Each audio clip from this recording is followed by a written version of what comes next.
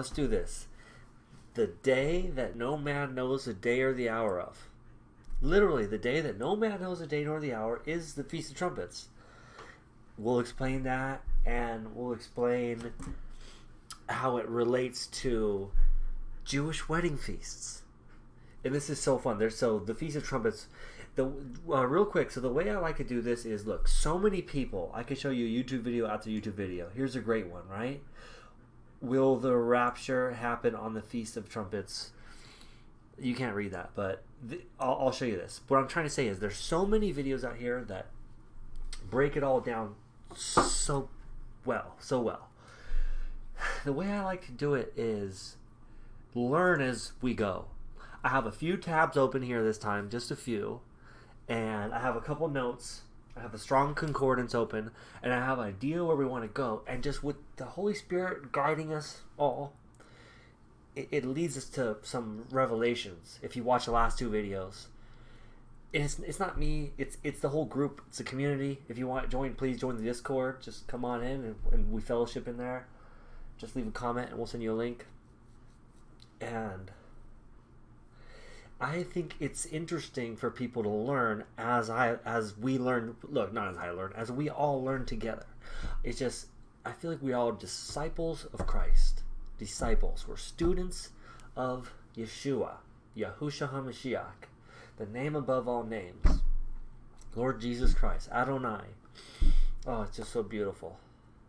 Yod He Vav He. So, and the one thing I want to add is, a lot of this stuff is meant for people who have a deep understanding of these ideas already. But if you don't, you can watch the last two videos, and that'll kind of catch you up to kind of where we are right now with the understanding of all this stuff. Because I'm pretty new to these feast days, and I think a lot of disciples of Christ are students. We're all in a classroom here. I feel like we're all students learning through the Holy Spirit. Acts 2:17. Let's just bring that up. So we'll start like this. I got the shofar. Should I blow it? So now this is a kudu. I think this is a kudu. This is actually not a ram's horn. So it's very interesting, though, that we find in many times throughout the Bible is that, oh, I should open that. God said, I hate your feast. Is that God's voice is the sound of a ram's horn trumpet, specifically ram's horn, but sound of a trumpet. And that's actually when they were up on the mountain at Mount Sinai. Oh, it's all so beautiful. But like I was saying, I like to just go as we go, learn as we go, and just let the Holy Spirit guide us and go for it. So the Feast of Trumpets, the day that no man knows the day nor the hour of, is Feast of Trumpets. Because we'll explain this real quick because this is fun, and it correlates so perfectly to a Jewish wedding. And if you know anything about it, we are the bride of Christ. We are engaged. We're getting ready. It's like all the Jewish people for millennia have had these traditions and these feast days, which feast means like holy appointments. Holy appointments. Also holy dress rehearsals. They've had them for all these years. So many traditions, like the Tabernacles, how God said to make sure each tribe is situated throughout the Tabernacles, and that they didn't know at that right away why they did that. At first, they just listened to God. But it's the 12 consolations and the 12 tribes of Judah, the way He laid them out around the tabernacle. And they had this tradition for years for us to understand these days and for them to see that everything leads to Jesus Christ. Everything in the Bible leads to Jesus Christ, including Feast of Trumpets, the day nobody knows, Rosh Hashanah, Yom Teruah, Kiddushin. It's like a wedding ceremony. Is that the day that no man knows the day or the hour of, literally. Because what they would do, I want to make sure I finish that idea first. It's just all so beautiful and so interesting. Everything leads to Jesus Christ. Everything. They have these traditions, and a lot of them don't even know why. Like the wedding, the whole tradition of a wedding, then snatching the bride in the middle of the night. Oh, it's giving me the chill. So we're going to talk about that all.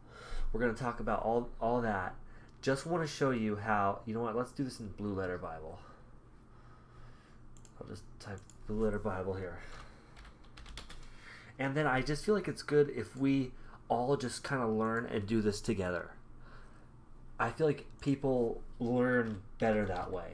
This is the classroom. We're all, I don't want anyone to ever like see me as a teacher or like, because I've been on TikTok for a while, and some people would be like, you're a great teacher, and some people would ask like, oh, do you consider yourself prophetic? Because like we as a community knew something was going to happen on the 9th of Av. Of course it did.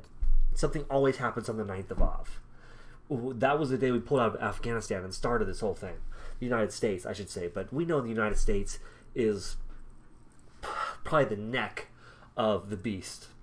You have the 7 heads and the 10 hordes. They converge, and then you have a body. Body's probably the New World Order. It's all so deep. We can get into all that, but excuse me. Acts 2:17. See if we do it this way. So I feel like we're all learning together, and I like to do it this way because I think it helps others learn too, because they're going to see where we're going, and then they'll probably have you can have your phone open at the same time and be like, oh, well, he's talking about that. Maybe let me look this verse up, and then you can go in the comments, or one of these days I'm going to have to be able to do this live, so then people can be in the comments and we can just do this together. I feel like it's such a great way to learn, and it's what a blessing that we are doing these feast days. The spring feasts were all fulfilled by Jesus Christ, Yeshua. Yeshua means salvation. Yahuwah is God is salvation. Yahusha is a transliteration between Yahuwah and Yahusha. It converges, and it means God the Son is salvation. Yeshua means a salvation. Emmanuel, God with us, is more of a trait. People would bring up that verse a lot, including myself, when people are like, what does it matter what name you say? Which, look, God knows our heart. It's proven. It's proven. There's scripture in the Bible to prove it. When Abraham Sariah. When, I know I'm all over the place, but the Bible is like this. It's you gotta watch the last 2 videos. But Gabriel instructed Mary to name the unborn Messiah a specific name and tells us why. We can actually get to that. Well, that's a whole other video, But many people are like judging others these days for what name they use. The name above all names. God knows our heart. This verse that backs it up. When God told Abram and Sarai, and he told Sarai specifically that you will have many, many children, numerous of the stars, she giggled, but not out loud. The Bible's very specific. She giggled in her heart. And then God said, why do you giggle? And she said, how'd you know I giggled? Because I know your heart, Abba says. It's proof. It's proof. So God knows our heart. But the thing is, once you know that J was the last letter to ever be added to the alphabet, any alphabet, and Gabriel instructs Mary to name a specific name because it means salvation, he who brings salvation. So Yahusha, Yeshua, Yahuwah, Yod-Heh-Vav-Heh, which is Yod-Heh-Vav-Heh is the unpronounceable name, but we could say it, YHVH, YHWH. If you watch the last video, you'll see that it's written on our DNA. Look, just right now as I'm speaking, this is what's happening. It's not me, okay? It's all of us. And it shall come to pass in the last days, said God, I will pour out of my spirit upon all flesh. Notice how it says all. And your sons and your daughters shall prophesy, and your young men shall see visions, and your old men shall dream dreams. So prophesy, many people think it means, like Isaiah or Jeremiah, God speaking through them, which it does, but it also means just being a teacher, teaching. So if people would call me a teacher, I'd be like, no, that would mean you're like a prophet or something. And if you get one thing wrong as a prophet, then you're a false prophet. And what a terrible thing to be as a false prophet. And many people do it unknowingly, so they're not, because in their hearts God knows. But people will call them out, believe it or not, in the Christian community, believe it or not, they're very judgmental. as I'm non-denominational. I I feel like Jesus came and did what he did and brought us into a personal relationship with God, with himself. He brought us in. He came to earth to be like us, to show us how to live and to be in a personal relationship with him, act as him. So it's like a holy dress rehearsal, a feast, a moedim. Taught us how to live. So, what was I saying? I was talking about how I'm not really religious. He brought us into a personal relationship, meaning it's not our job to judge other people's walk in Christ, especially if it's not a salvation issue. I'm guilty of it as well. When I first started studying into what led to all this, the feast days and all this stuff, was trying to figure out his name, right? Yeshua. I want to know what his mother called him. So let's see. Let's look this up. Let's show you the verse that kind of got me going on all this. I'll look at this little gate here and all this wizardry. Gabriel instructs Mary to name. You could just type it up to name Jesus. Right? It's in different. I gotta stop saying right. It's in different verses too. Everyone says, wasn't the Messiah supposed to be named Emmanuel? Emmanuel is a trait. If you go back to Isaiah, okay, let's look at this here. Luke 1:26 through 38. Okay, we went through Acts 2:17. Basically, everyone's dealing with this differently right now. Visions and dreams. It's a holy download. People thought 5G was fast. Wait till they get the HG. The Holy Ghost. It's a little joke that I think many people come up with in the community. It's just so beautiful to fellowship and all this stuff. So don't you prophesy? All right, it's already been 12 minutes. I haven't even talked once about what we're supposed to talk about. Thank you, Holy Spirit. And your young men shall see visions. Your old men shall dream dreams. Okay, now. Gabriel instructs Mary. So it's Luke 1:26 through 38. So Blue Letter Bible. This is a great way to do it. Luke, I already forgot what it was. Luke 1:26 through 38. My dog's like, Luke 1, and you go 26-38. You could do it like that. And then you could change the versions here. But we're going to stick with the King James. And then now you click here over here on Tools, and you can get like Greek, the original Greek, and you'll see. And in the 6th month, anytime it gives you a month as well, it's so important. So right here this is very important. And in the 6th month, this is literally referring to the 6th month starting from Nisan, not starting from Tishri, which is the 7th month. You have Nisan or Abib, which is the 1st month. You have Tishri, which is the 7th month. 1st and 7th. That's 6 months apart. Either way is a year to each one. 6 months, you get it. Only in Genesis was when it says the 6th month, it would be referring to Tishri as the 1st month, and then you would count the 6th month from there. You know what? Let's get Heb-Cal open. It's very important to have Heb-Cal open. So you just do like that. So you go to here, right? Hebrew calendar. And again, if you're confused right now, definitely watch the last 2 videos to get caught up. And they're long. But here you could just see, so Nisan, Abib, used to be called Abib. We talk all about that. 1, 2, 3, 4, 5, 6, 7. Tishri, right? So now in this one, in Luke, when it's saying the 6th month, it is counting from here. 1, 2, 3, 4, 5, 6. Elul. The king is in the field. 9th of Av. 5th month. 9th of Av. That's when the Afghanistan thing happened. That's when both world wars started. That's when both temples were destroyed. That's when Noah looses the raven. We can talk about that because this month here, I'm pretty sure, is Noah's birth month, which actually will play into the Feast of Trumpets and Rosh Hashanah. So I wanted to show you though. 1, 2, 3, 4, 5, 6 would bring it into Adar. the last month, if you're starting at Tishri, which only the book of Genesis does.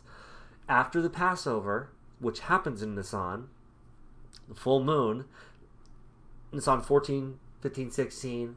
But remember, they start at sunset, the dates.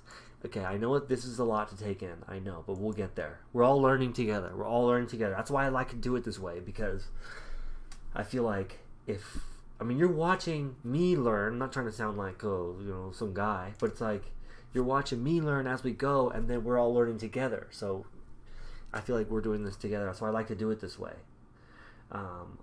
Because, like I said, so many people have videos out about this stuff. Here's a good one if you want to. If this video, I'll put a link in the comments. Here it says, and in the 6th month, the angel Gabriel was sent from God unto a city of Galilee named Nazareth. So, this here you can actually see how close Jesus was conceived. And in the 6th month, the angel Gabriel was sent from God. So the 6th month would be 1, 2, 3, 4, 5, 6. Oh, that is incredible.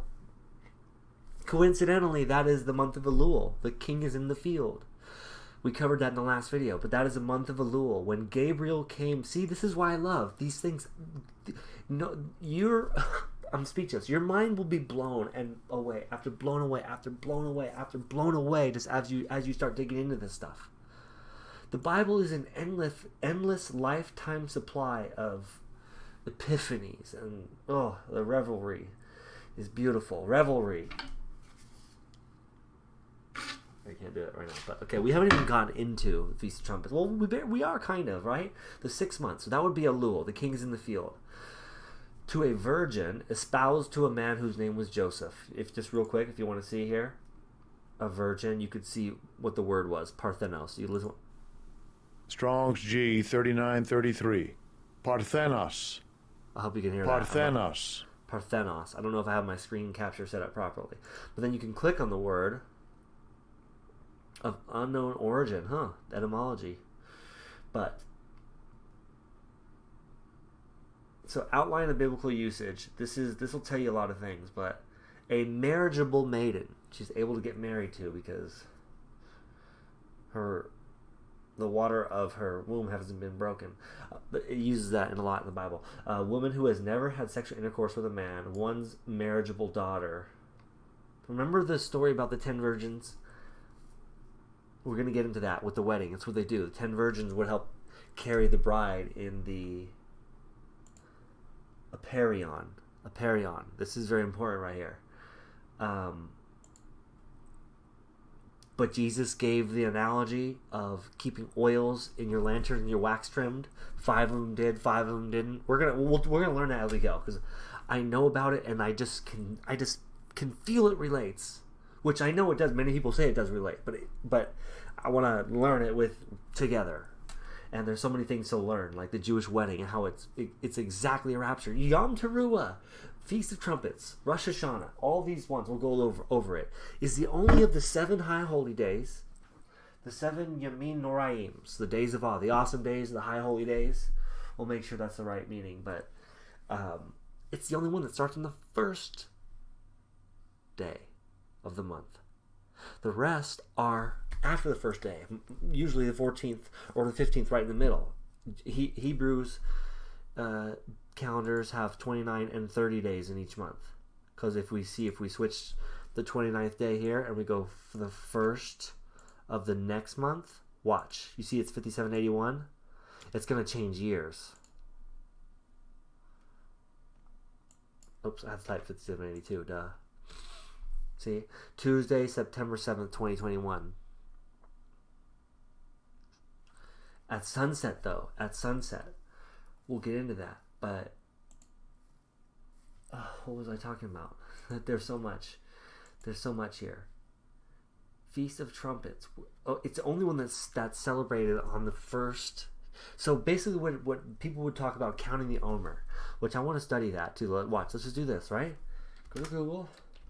What does counting the Omer mean?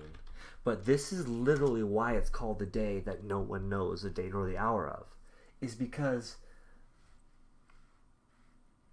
Okay, I haven't read this yet, but okay.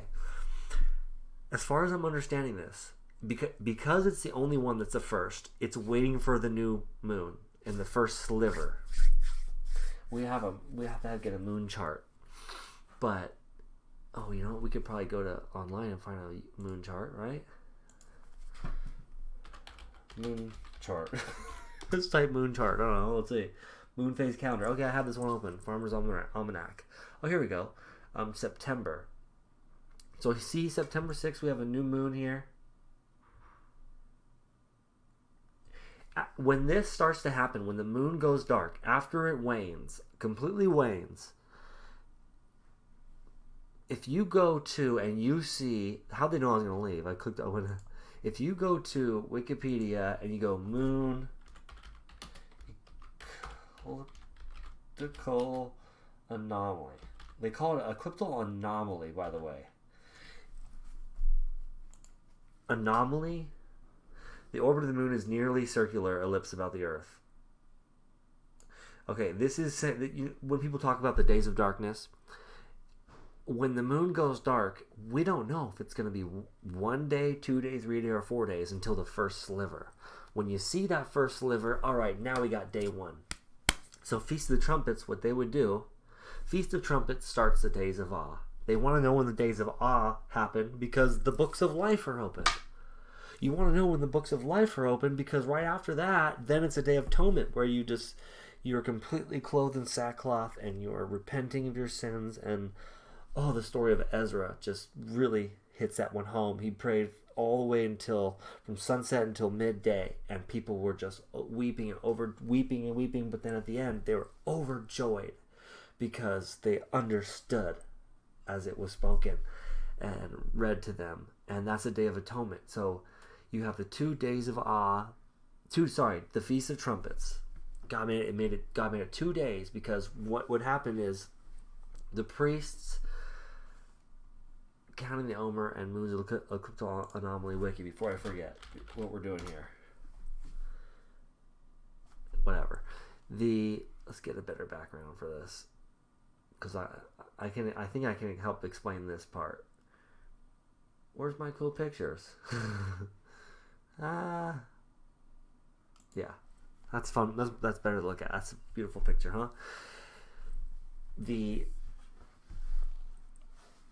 If let's say you see the first sliver, you have to know once you see the first sliver, that is the first day of a month.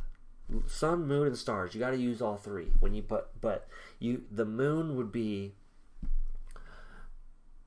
a minute hand, the sun would be hours, the stars would be years, but it's also expanded and expounded upon, but in that general order, like moon, sun, stars. I don't want to say ranking order, but you know what I'm saying. All are equally as important. He made them. Let's go to Genesis. Really quick, just to prove that you have to use the sun, moon, and stars. You have to use them all. I think we had it here. That's Noah. That's from the last video. Genesis 1 NIV. This is okay. Let's go. And we'll see. Look at this. The evening and the morning, the second day. The evening and the morning, second day. This shows you got to start at sunset. But we are getting to somewhere else with this.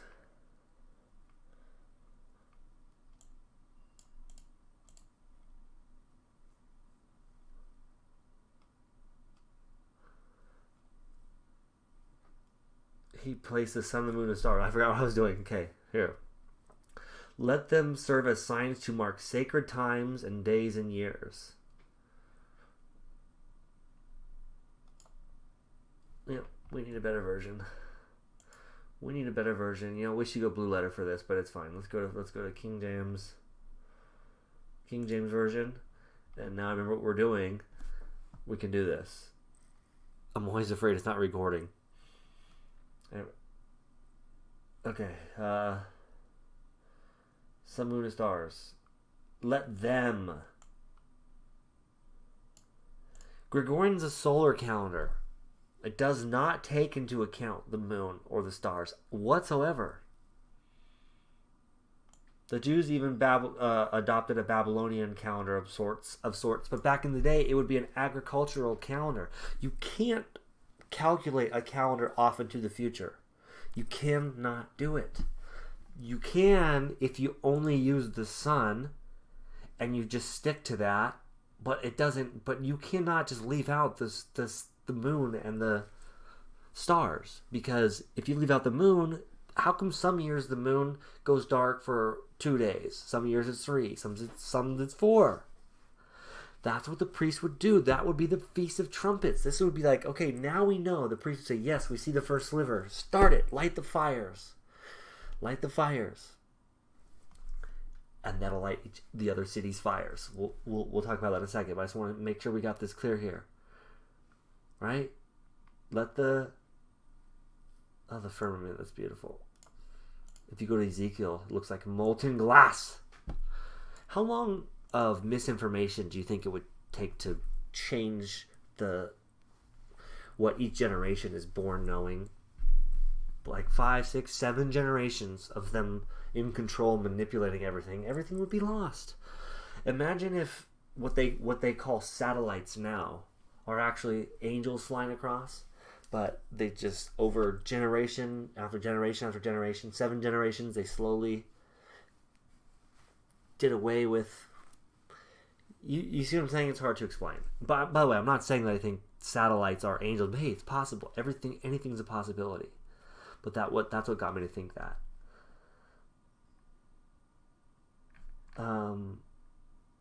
Let them be... We saw it said, let them be for it.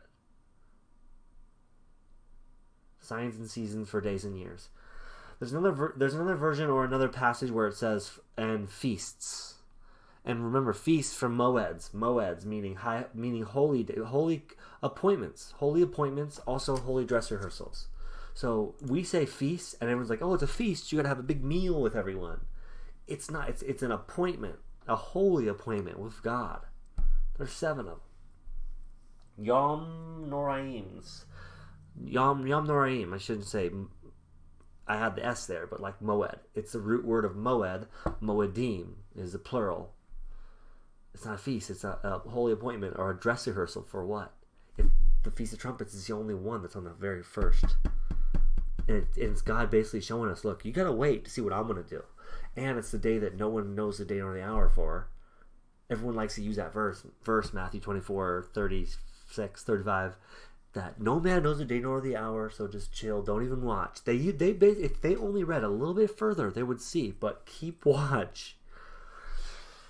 We've covered that a lot, but this is interesting because this is literally a day that no man knows the day nor the hour of, and it's starting the new year.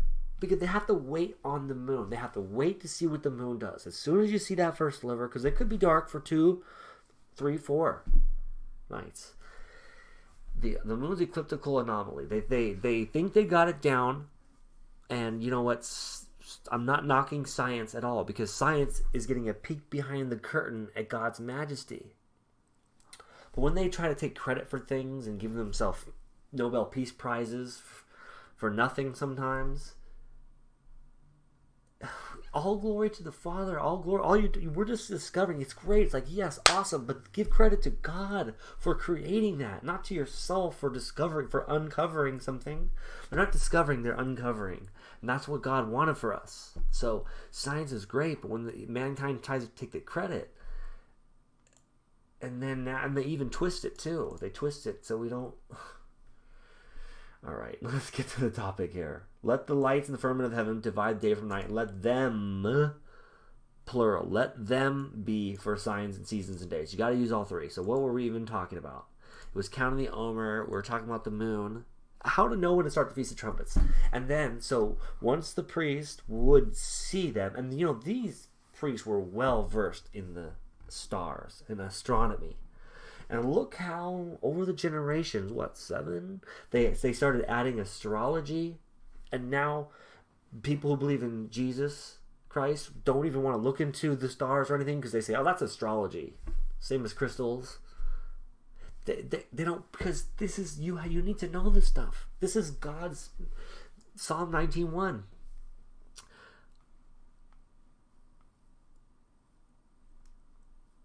The heavens declare the glory of God, the firmament showeth his handiwork. I was going to pull it up and I was going to think about saying, watch a lot of videos. A lot of the stuff we already cover a lot, but the whole thing intertwines. But it's the only Feast of Trumpets coming up, really, to me, seems like it is going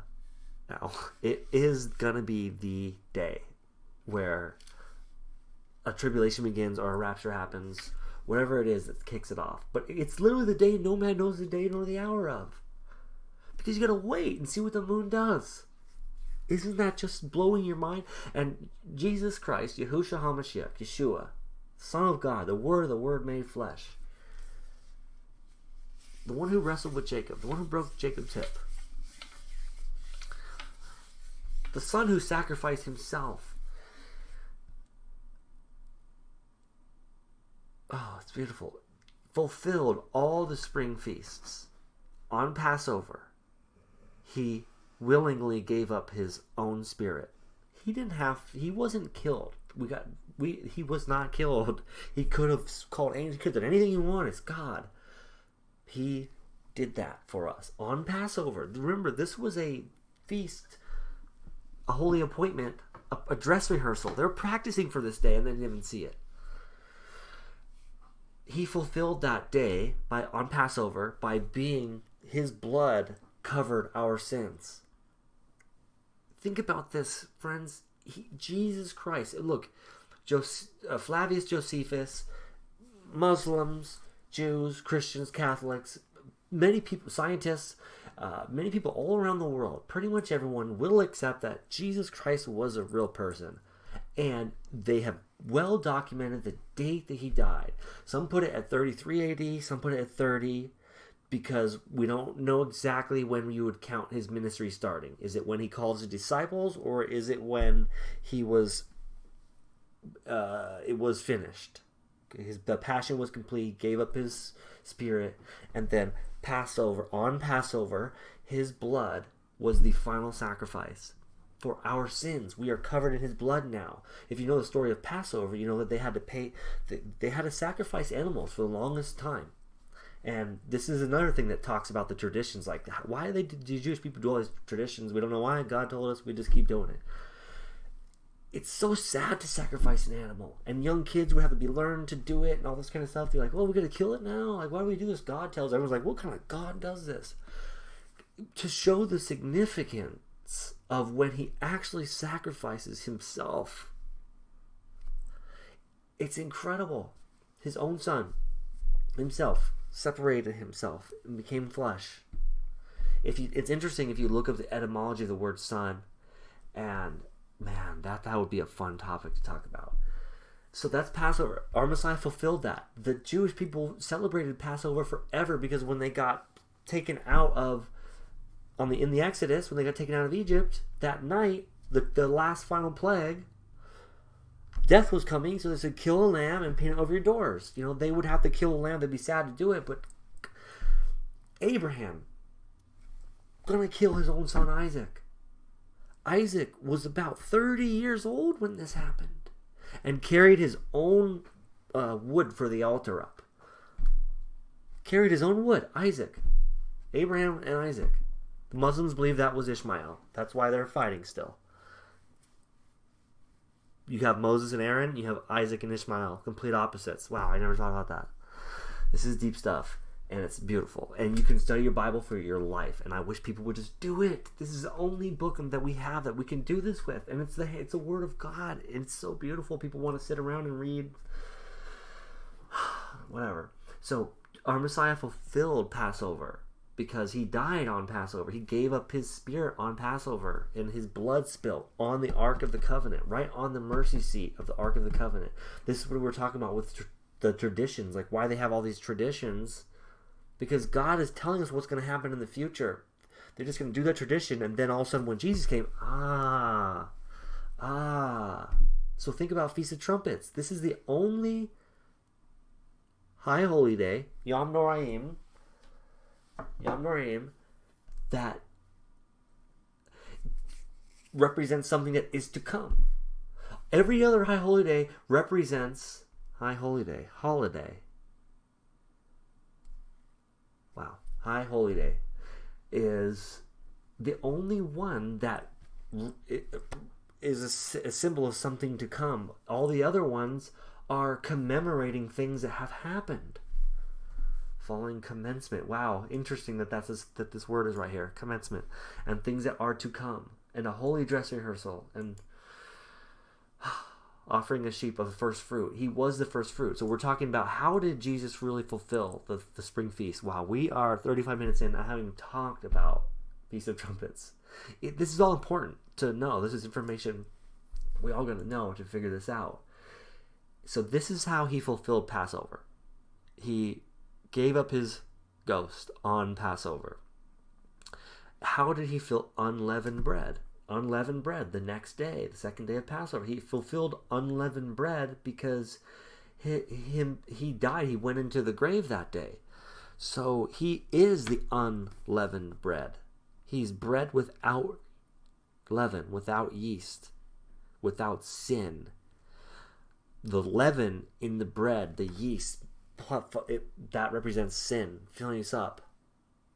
Interesting too, because if you put new wine into old wineskins, it'll burst. But everything relates all the time. So he fulfills the unleavened bread because he is the unleavened bread for us. You got to remember, these were feasts, high holy days, holy appointments, holy dress rehearsals that the Jews practiced for 1,500 years. Or like over 1,500 years. 1,504 or 5 by now, I think. That long they've been doing this. And our Messiah, don't you think that they would see, like, wait a minute, he's fulfilling all this stuff. But they had a hardening. They had a hardening over themselves in part. A lot of this is in the last video, but we got to bring it up. So here it is. Why you think? How could the Jews see anyone? A lot of people will be like against Jesus, be like, well, the Jews see all this stuff, they don't believe in him, so I'm not going to either until we'll see what happens, right? Maybe if it's a mid-trib rapture, then I'll see the signs and then I'll come to Christ. I do not want you to be ignorant of this mystery, brothers and sisters, so you may not be conceited. Israel has experienced a hardening in part. That means some of them have come to Christ. Until the full number of the Gentiles have come in. So until, what do you think that means? A Gentile is anyone who's not a Jew. Until the full number of the Gentiles have come in, they will experience a hardening. This is what's talked about in the parable of the sower. Though they see, they do not believe. Though they hear, they do not understand. And then the deliverer will come from Zion and turn them away from the godlessness of Jacob. This is the time of Jacob's trouble, also known as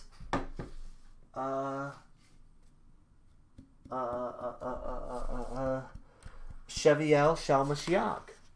Sheviel Shal Mashiach, Jacob's trouble, and the birth pangs of the giving birth of the Messiah. They know all this stuff. The Jews know all this stuff. How could they not see it? This is the hardening.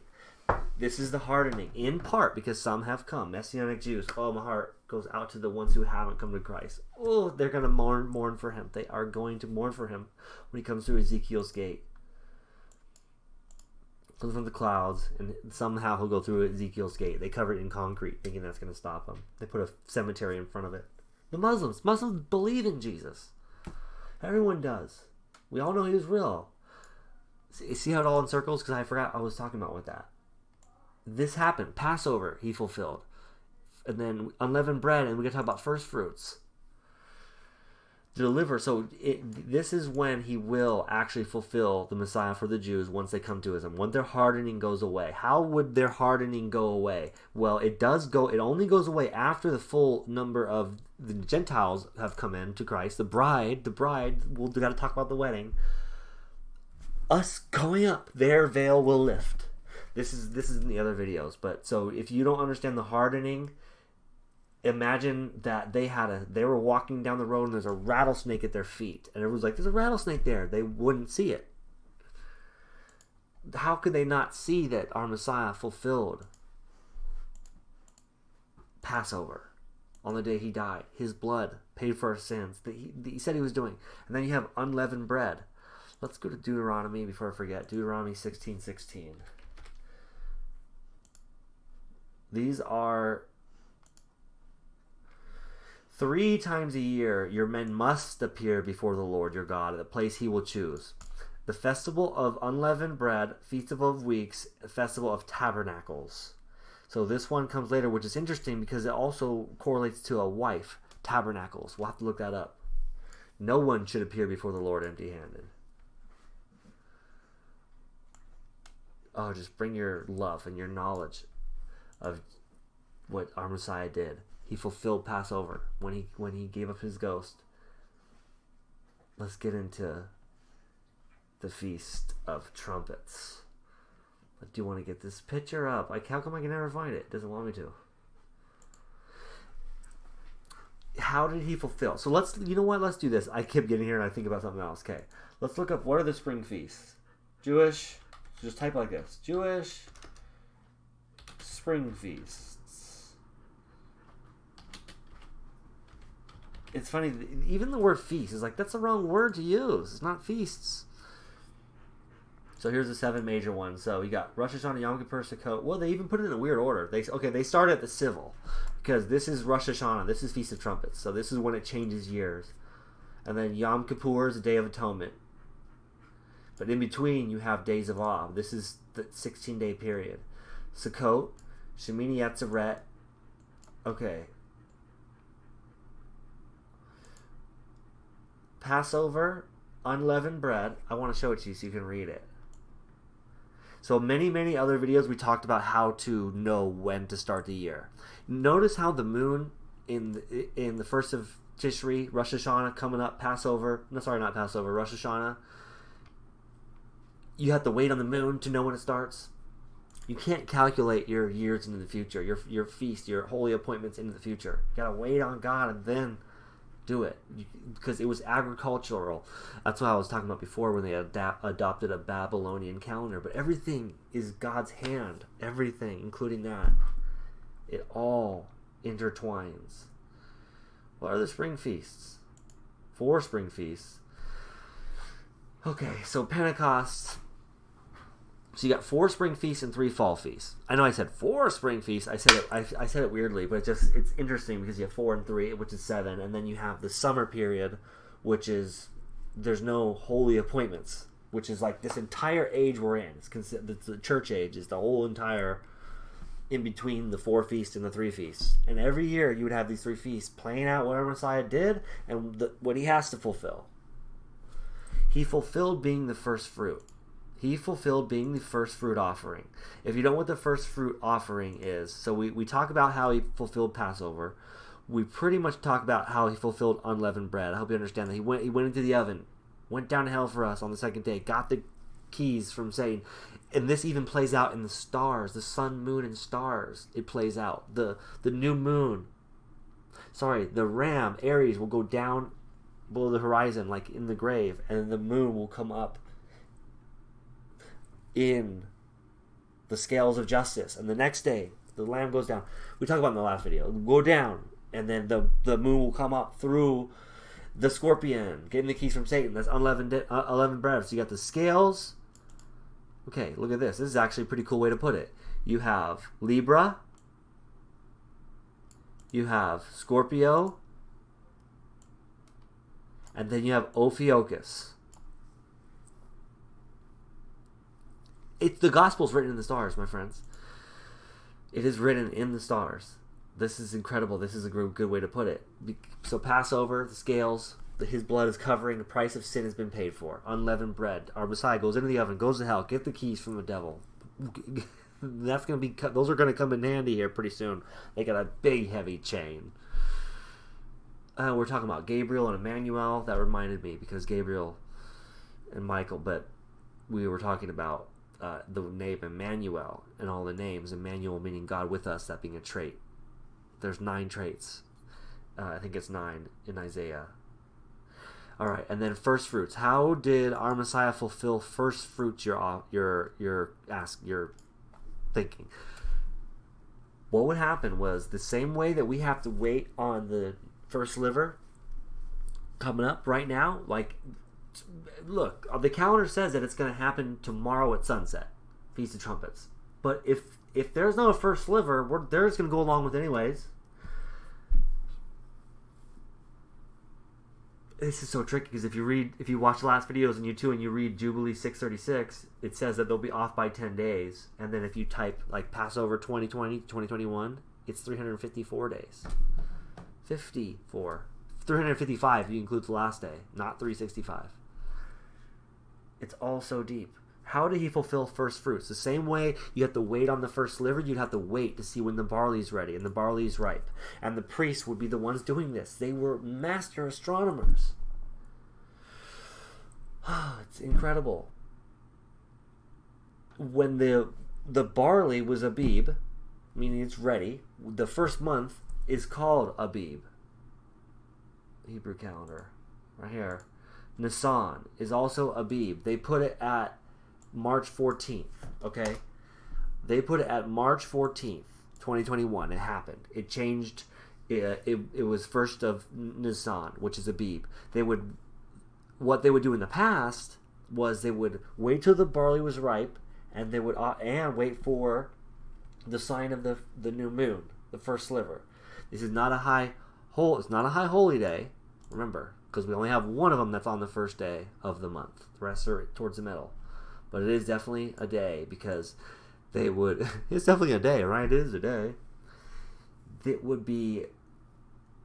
This is so deep. We cover it in the last videos, but when Virgo is on the horizon, Virgo carries a barley. Let's watch this. Visuals. People love visuals. It helps me too. Virgo... September 23rd, just to be easier. So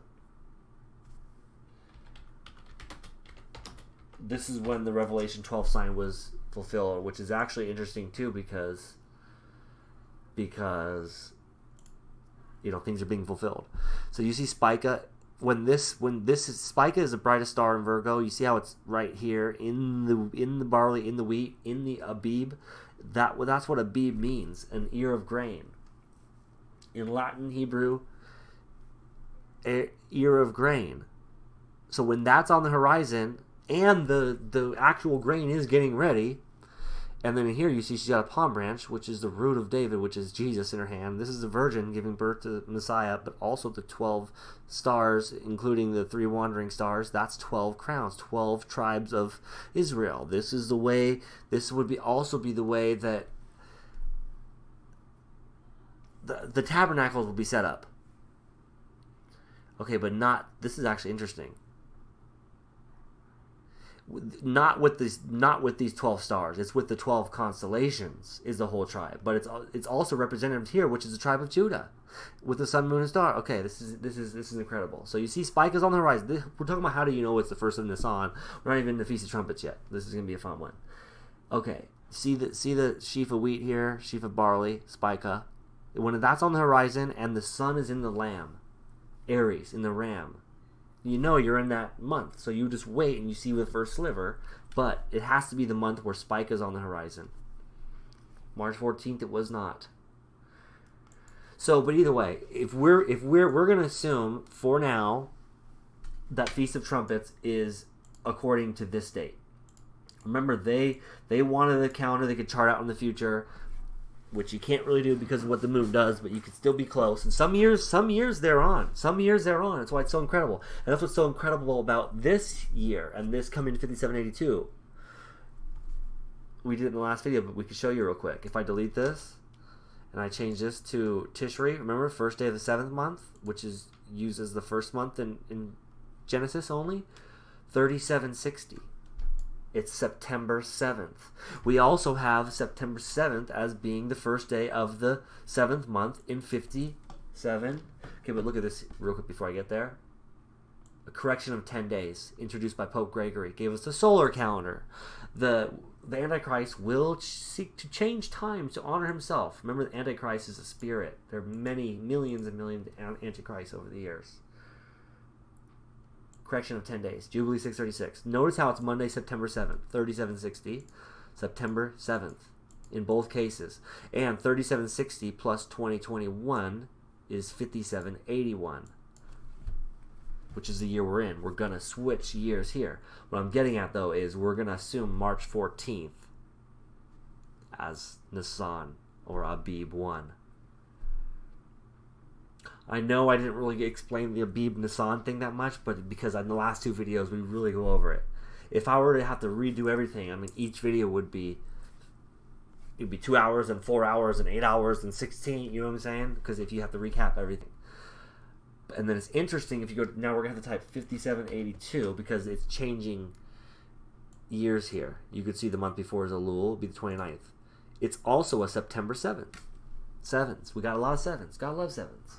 This is a Feast of Trumpets. For me, it has to happen. Something has to happen on Feast of Trumpets. And you're going to see why, just because, I mean, I don't know if you could already see why, but it's, we didn't talk about we got to finish about how they would light the fires on the mountains, tell the neighboring cities. And we had to finish how our Messiah, as long as we understand that our Messiah fulfilled the first 4 feasts, which we didn't finish Pentecost. We talk about unleavened bread, first fruit offering. Our Messiah was the first fruit offering, was the first to die and resurrect to God. It was the first of the wheat. The harvesting of the grain comes into Revelation. Our Messiah was the first fruit, is the first fruit. It's just so beautiful. He fulfilled it. He fulfilled Passover, fulfilled unleavened bread, fulfilled first fruits, fulfilled Pentecost. If you know Pentecost, many people think Pentecost is the day the Holy Spirit came into the disciples and became apostles. Well, it is. But it's also the same day that God came down Mount Sinai. Okay, everything, our Messiah fulfills everything to the day. So you would think that he'd fulfill the fall feast to the day as well. These holy dress rehearsals, these holy convocations. And the one that would make the most sense is Feast of Trumpets, because it's the hidden day. It's a day that no one knows the day or the hour from. You got to wait for the moon to see. It's the only high holy day where you got to wait, that no one can even know, possibly. They say they know because they chart it out in the future, but you got to see what the moon does or you're going to be off. You're going to be off by 10 days. Jubilee 636. And if you look at what the Hebrew calendar does, in a 19-year period, they would have to add, every 3 years, they would add an extra month. That's why you're seeing the Adar. Okay, but you got to remember, in a 19-year period, so you're going, wait, 6 times 3 is 18. Yes, because it would be a 2-year period where they would do an Adar, there'd be an Adar 1 and then Adar 2. In a 19-year period, and that goes for 200 years, which is still not divisible equally. And they have an extra day left over at the end. It's not perfect. It can't be perfect. You have to wait to see. You gotta wait and see. You gotta wait on the Lord. And what he's teaching us a message here with everything. His will be done. Oh, it's just so beautiful. So as long as we all understand how all the spring feasts were fulfilled, we can talk about the fall feasts, and which we have the day of trumpets, the days of trumpets, which would be one long day. Remember, it would start at sunset. So imagine you're in Jerusalem, or you're 10 cities over from Jerusalem, you're far away, right? You can't see it. You know that it's coming up. You know that the fall is coming. You know, what's that verse by our Messiah? He says, "You hypocrites, you see a cloud off in the west, and you know a rain is coming." And it does. And you feel a south wind blowing, and you say the heat is coming, and it does. You hypocrites, how is it that you could know the signs and times of the earth and the seasons, but not the sign of the times that you're in? Clear distinction between the seasons and the times of what's going on. Can't you feel it, friends? Acts 2:17. I know you can. I know you can. This isn't me doing this. We're an hour in, and I haven't even gotten to this stuff. This is Tuesday, September 7th. You see how it falls on the same day, on a September 7th?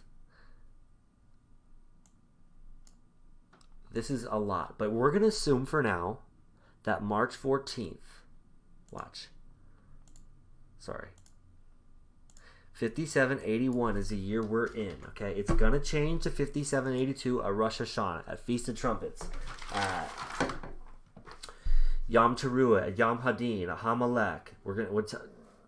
Let's just see what all these things mean. But as long as we're clear here, that you can focus on this, and we're gonna assume that March 14th is the first of Nisan. If it's not, if it's April 12th, that's going to put Feast of Trumpets till October 7th, 8th. 2 days. It's known as all these names here, which before I get too sidetracked, we want to explain and talk about why it's 2 days. And they would be lighting the fires in the mountains and pretend you're 10 cities away, right? Let's get a cool picture going here.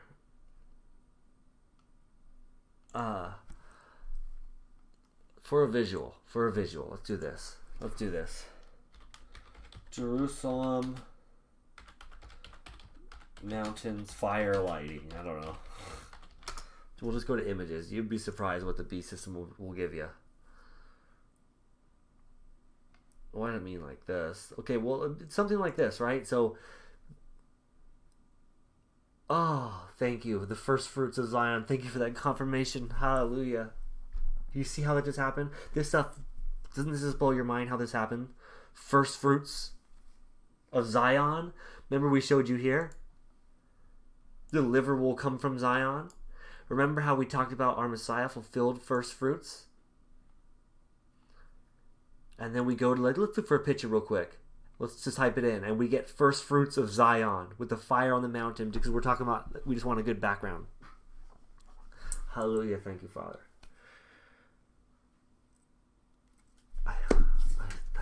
That only God can do that. Only God can do that. And this is Feast of Trumpets is a day to praise the Lord. Everyone asks how you should celebrate it.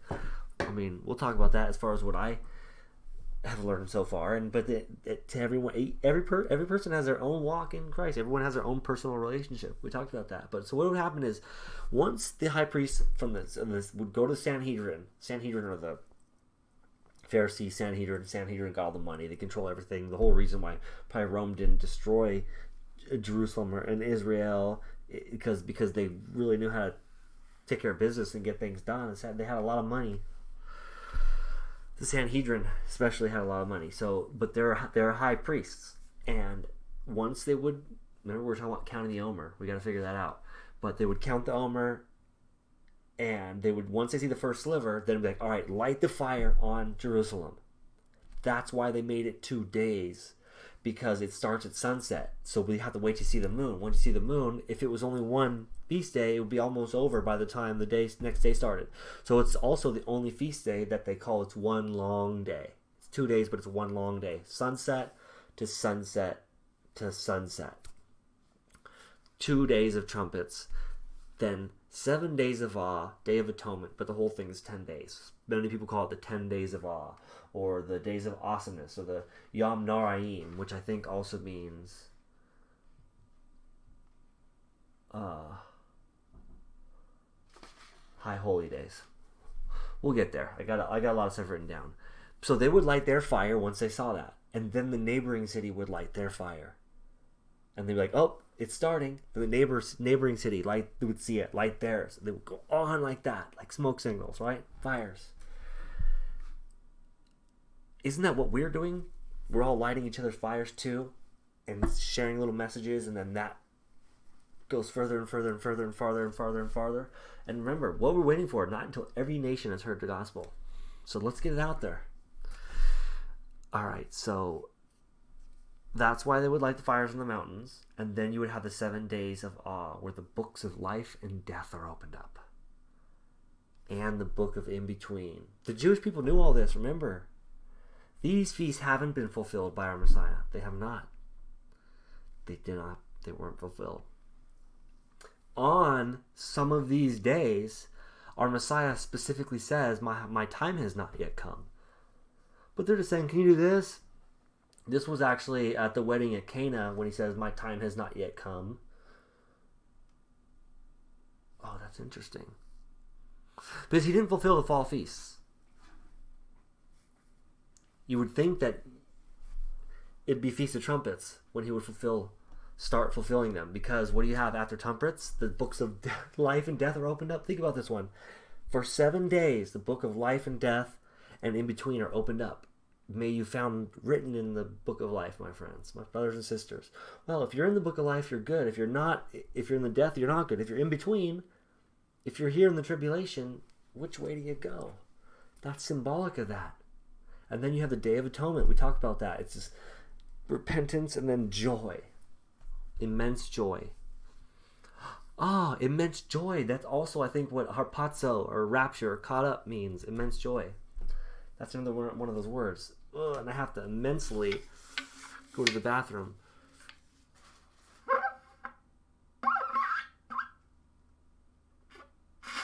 I can't do it. My family's asleep. All right, so we're getting to the Feast of Trumpets here. Assuming March 14th is a date, friends. Assuming March 14th is a date. We can go on and on and on and on and on, and we're going to go on as long as I can. If you will spare me a moment to go to the bathroom.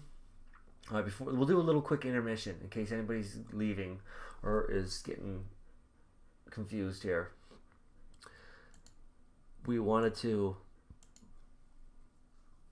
Because, okay, so now you have the fall feast, right? Tabernacles comes up after. Watch, let's go to Tabernacles, Taberna. Remember, it's all based on the fact that March 14th being the first of Nisan, the first of Abib. So we're going to use that for now. Even though, according to what the sun, moon, and stars did, it looks like it's April 12th was the first of Nisan. But hey, we can dream and hope it's this soon, right? Our blessed hope. Hey, but if not, the longer this goes on, the longer more people we get to bring back, which is great, right? You know what's interesting is also September 22nd is the end of summer. Fall starts. So you're going to have Sukkot. Sukkot, also known as Tabernacles. Though these are the three appointed. These ones are a little bit different than all seven. Festival of Unleavened Bread. The Festival of Weeks. I never thought about that. Why are these the most significant ones? We really have to do a video on this. Feast of Weeks. Okay, Festival of Tabernacles. So this is the only other one that comes at the end of the fall feasts. The rest are in the spring. Interesting. And then the 22nd, summer ends, and we go into the fall on the Gregorian calendar. So let's start looking into what Feast of Trumpets is and what it means and where it comes from and why and how it relates to a Jewish wedding. Oh, that's the most important part, because if you understand the bride of Christ and we're the bride of Christ, it's the most important part. Let's see if I can do this. I got the ravens here. This is for spooky. I'm just going to try to fix this as we go.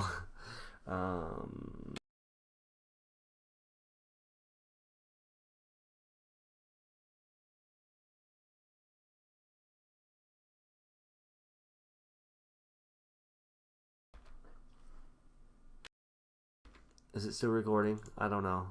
I might have pushed the wrong button. Now it's not recording anymore. Well, we got enough in.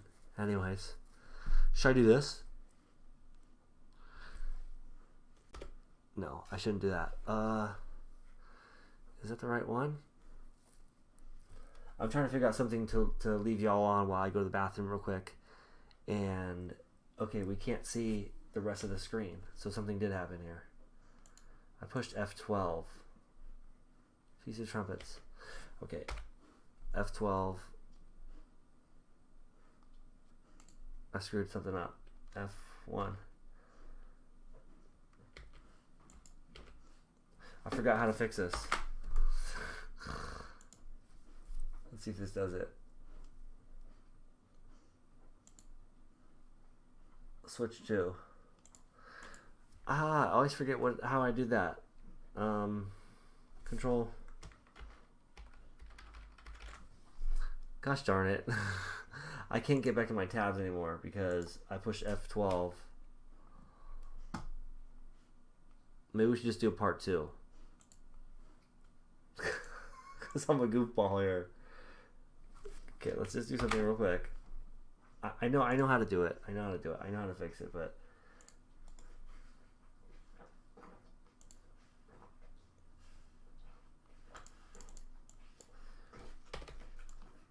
what happened here?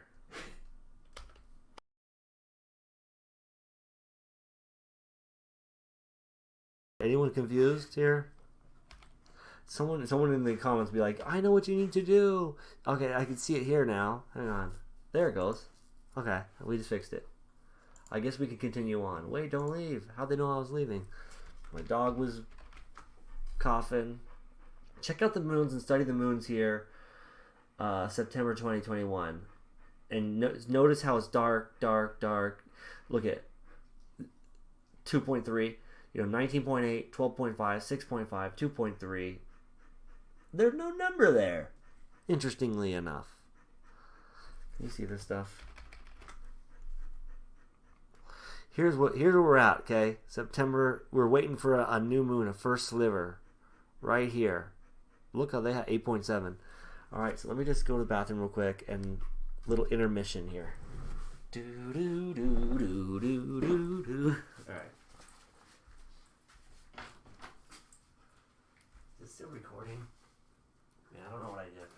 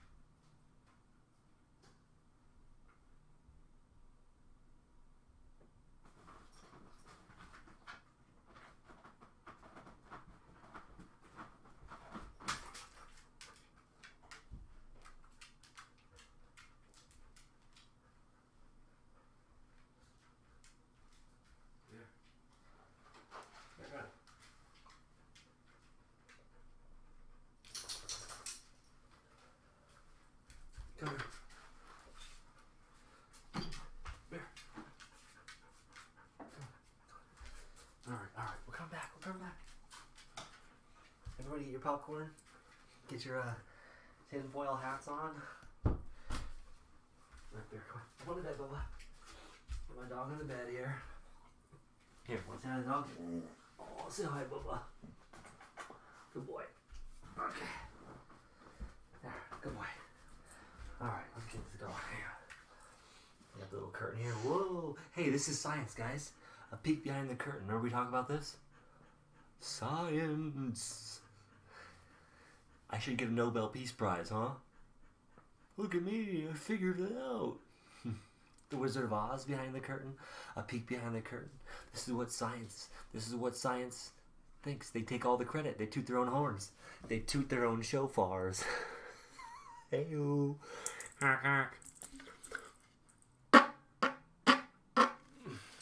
Oh, I can't wait for the Yom Teruah, the loud shout. Oh, and when we talk about the wedding, how it relates. Oh, this is a fun one. Our blessed hope. Hey, it's fun to be excited for this stuff. Look, many people are going to be like, nothing. Okay, I gotta sit down. Hang on.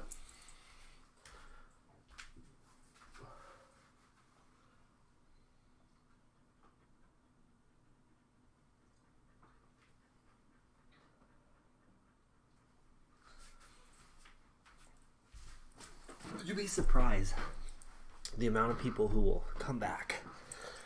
They'll save a specific video and they'll come back and they'll be like, hey, it's 3 days after the date you said it was gonna happen. Like, where's Jesus? We gotta make it's like, how clear do we need to make it? We know they're mostly trolls, right? But are these people first, by the way? They're in those comments to try to mess you up. And people read those. That's why on TikTok I'm slowly moving away from the comments there and getting with the people who really want to fellowship in the Discord. But I still obviously talk, because there's a lot of good people. Moon's ecliptical anomaly wanted to talk about. So these are the things we need to get to. Oh, how they read Psalm 29 every Feast of Trumpets. We got to read Psalm 29. Maybe we'll do that on Feast of Trumpets. Assuming it did start. Assuming the year did start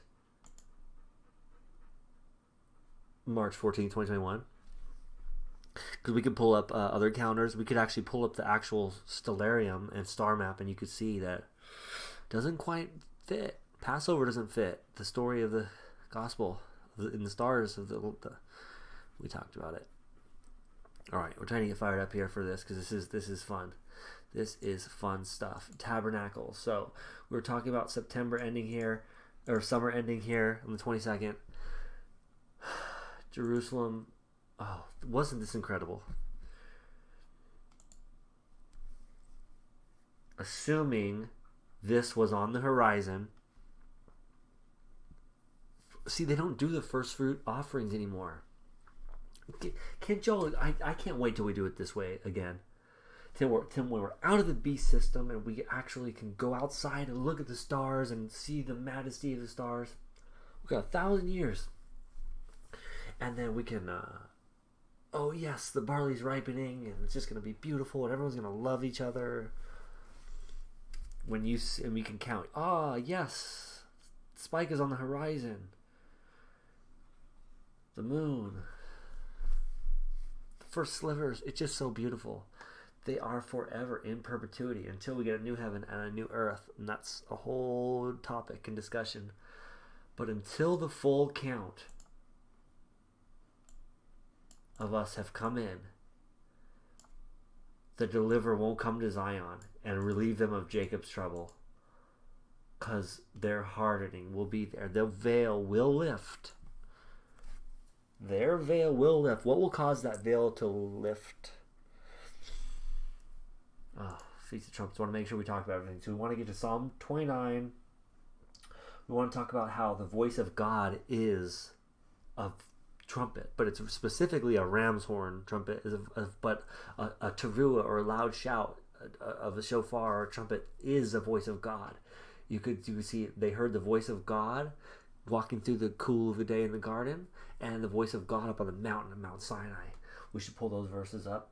The wedding part is the most interesting part. It took me an hour and 13 minutes to even get to here. But if you look up the tradition, which I do it in quotes because tradition is actually like a sinful word. It means, I forget, Sandy Armstrong did a great teaching on this. Tradition is a Greek word. Let's see, tradition in Greek. Let's just do it. I got the Strong's Concordance right here. We could just do that. But let's see, tradition in Greek. Paradiso. Huh, interesting. It sounds like paradise. Here we go. Let's see.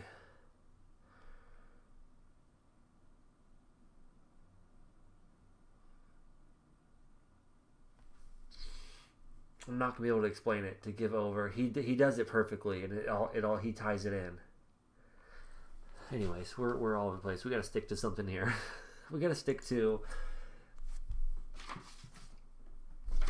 wanting to discuss the wedding and the other things. All right, so let's do this real quick. All right, here are the 12 names associated with Feast of Trumpets. Yom HaKesh, the hidden day. So I didn't read this, but let's read it real quick. It's short. Let's zoom in here. Control plus. If anyone's, oh yeah, like, I'm gonna take advice from you. You push F12. You didn't even know what you were doing. So you can hotkey on Streamlabs, like scenes, like.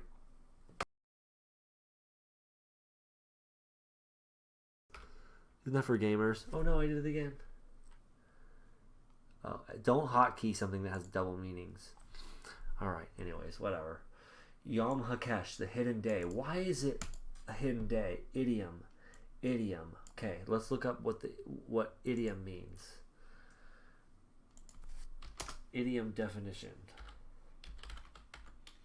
This is fun stuff, right? We're not just gonna... We're all gonna learn together. We're just gonna do it slow and we're gonna learn. We're not gonna pretend like we know everything.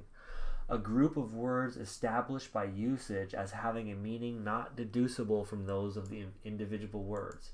Right, exactly. So if they give you a bunch of words, you're not going to be able to deduce or to know what it means if they only give you that. So an idiom meaning is you're not going to understand it unless you understand it.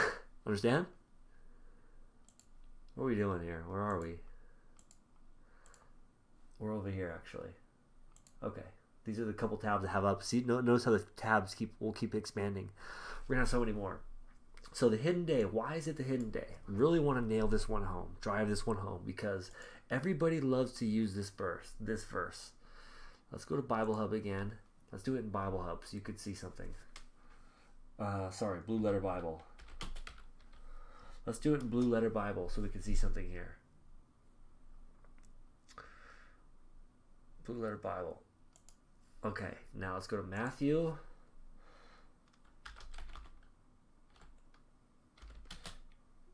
(24:36). But of that day and hour knoweth no man.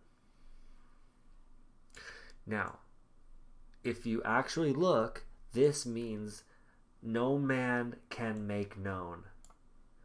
This is can make known. King James Version put it at knoweth. But if you look at 1 Corinthians 2:1, Paul uses the same word, and it means to make known. But look at this. That's a whole other study. But of that day knoweth no man. Doesn't this open up a lot of ideas? Doesn't this spark your, just the Holy Spirit that burns within you? Thinking about this, Feast of Trumpets is also known as the hidden day because, why? Because you got to wait and see what the moon does. Of all the fall feasts, Yom Teruah is the most mysterious one. We're learning together here, friends. There are few scriptures about it. Many people ask, like, how do we celebrate? Hey, everyone has their own walk in Christ and God, but many think, have a feast. This is a dress rehearsal. This is an appointment. This is getting ready to go to heaven, or to fight alongside Christ and be in his millennial kingdom for 1,000 years, and we'll go from there. Let's not look too far in the future. People are like, huh? Isn't that heaven? We got 1,000-year millennial reign until heaven. Oh, think about Abraham's bosom. Look, I'm so excited for these days to come, but it's also like, oh man, I have so many ideas of other like stuff to talk about and study. It's just so fun. But we'll still continue to be able to study with Jesus Christ. He'll be our rabbi, right? The hidden day. Look at this. Doesn't this fire you up? They hide this from us. They hide this stuff from us. Everybody, anytime you start talking about a rapture, or you start talking about the tribulation or the second coming of man, or any of this stuff, the second coming of man thing, that's important when it comes to do with this. You'll see. But everyone likes to say, oh, no, stop right there. I'm going to stop you right there, pal. Knoweth no man. Are you trying to tell me that you know more than the Father in heaven, they'll say? And you're like, oh, gosh. This is interesting. We covered this in the last video, right? But in the days of Noah were so shall but as the days of Noah were, so shall also the coming of the Son of Man be. For as in the days that were before the flood, they were eating and drinking, marrying and giving in marriage. Well, doesn't this sound like people just don't know what's going on at all? They're oblivious. You telling me that 6 trumpets go off and we don't know?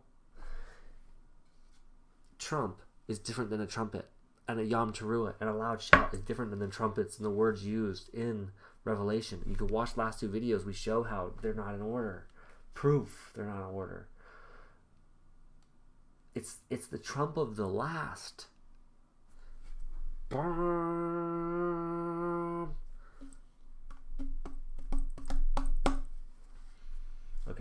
this is fun. Okay, but look, everyone says no one, no man, no, nobody know nothing. But read, look at what's 42 minus 36. Wow, if they only went 6 verses further. Watch, therefore, for ye know not what hour your Lord doth come. Well, how would you not know that hour or day if you're waiting on the moon? There's many other reasons why. Only the Father can make known the day or the hour, because we can show you. 1 Corinthians. Why do I have this up? I want to see.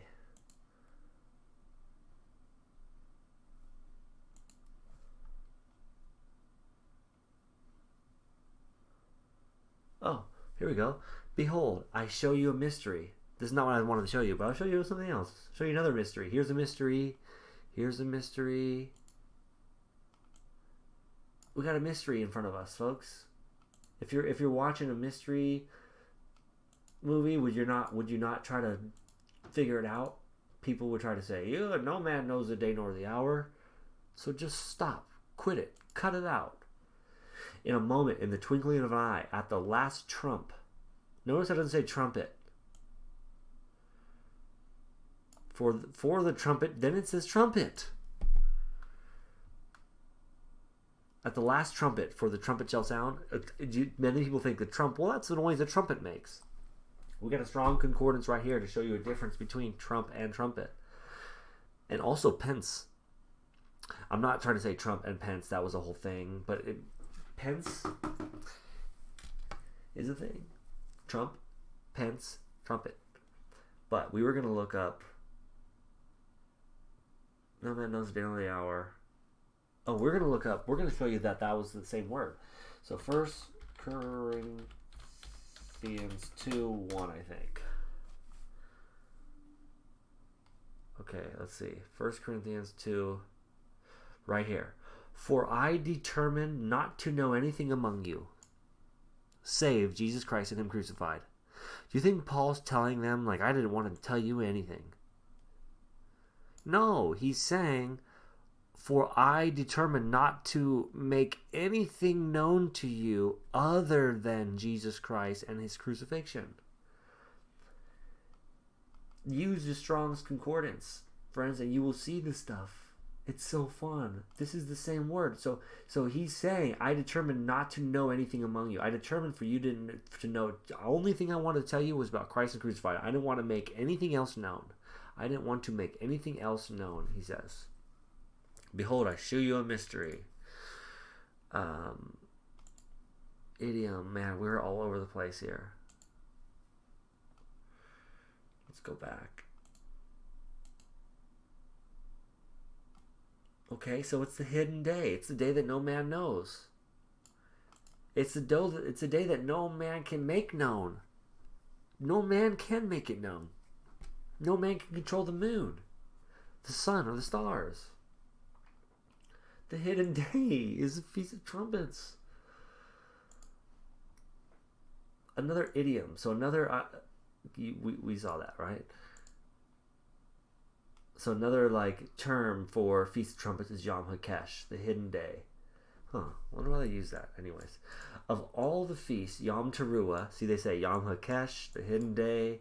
Yom Teruah means day of shouting, is the most mysterious one. There are a few scriptures, Leviticus 23:23-25. And the Lord spoke to Moses, saying, speak to the people of Israel, saying, in the 7th month, on the 1st day of the month. Okay, so we go over this a lot in the other videos.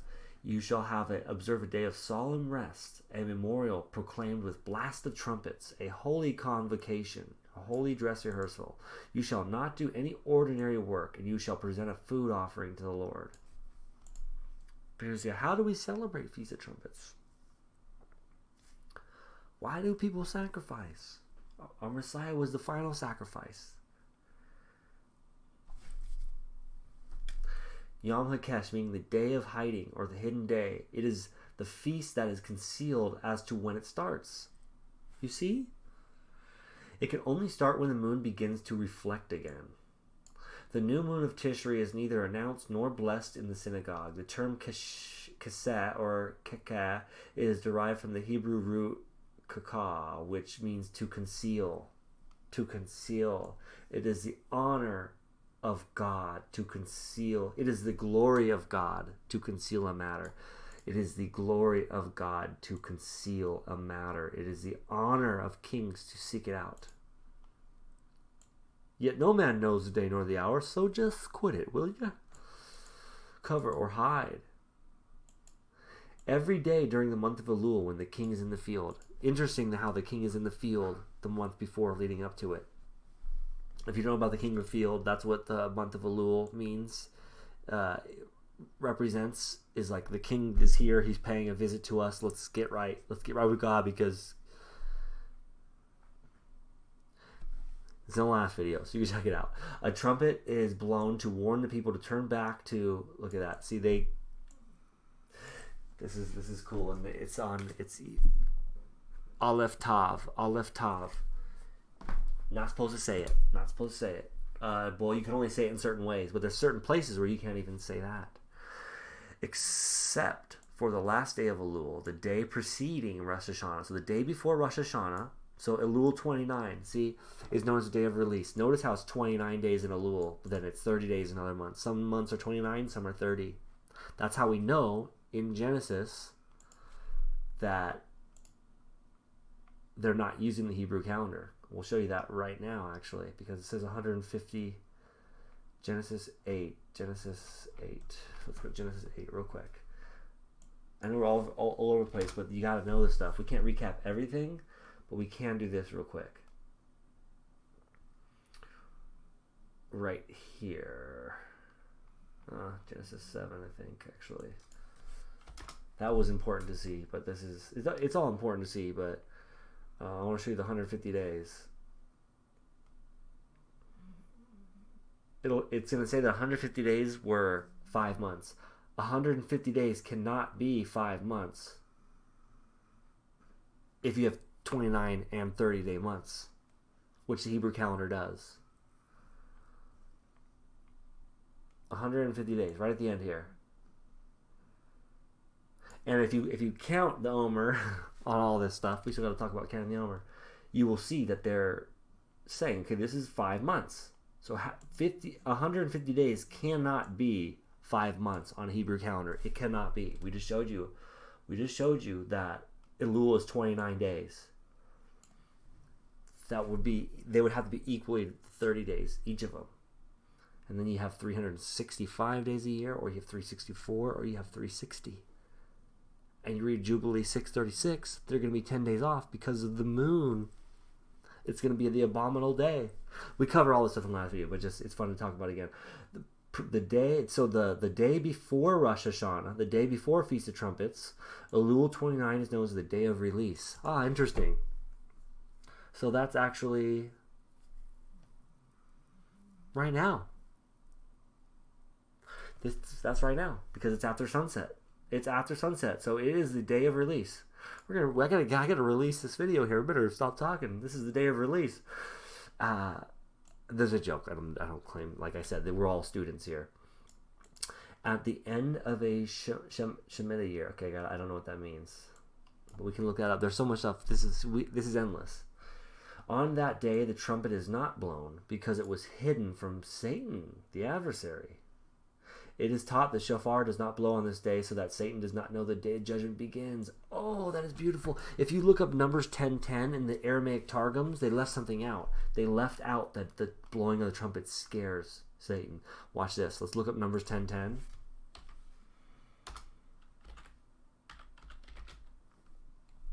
Okay, yeah, you can see I looked it up before. Numbers 10:10 here. Keeping him at length would stop Satan from approaching God at a crucial moment. Wow, this is the day before Feast of Trumpets. See, look at this. You see all the stuff we learn as we go? Let's just look at Numbers 10:10 first, so you can read it. Talking about what the horn does. The horn, the shofar. Also, in the day of your gladness, and in your solemn days, you're happy or sad, beginning of the months, you shall blow with the trumpets over your burnt offerings. We know why they, burnt offering, they would burn it and the smoke would go up to God. Also, probably representing the pillar of fire over the tabernacle and the ram. It's all so deep. And over the sacrifice of your peace offering that may be to you for a memorial of your God. Ye shall blow with the trumpets. It's basically to praise God, and they left out here that it scares Satan much. We can find that here.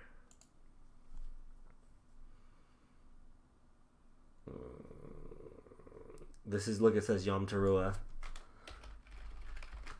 This is actually going to be this could be a whole deep topic and study on its own, so we're not going to be able to get into that. But I just want to show you the verse, if it shows it. We know the day before you're not supposed to do it. Day of shouting. Numbers 29:1. Oh, you know what? We should have that open. Ah, look at this. In the 7th month, on the 1st day of the month, you shall observe a sacred occasion. You shall not work. I wonder what version this is. You shall observe it as, look at this, Aor day. This is 2 days. A day of festivity, a day when the horn is sounded. Wow. Wow, wow, wow. The day before, you don't blow it because you don't want to give Satan a warning. You don't want to give him a warning it's coming. It's a day of release.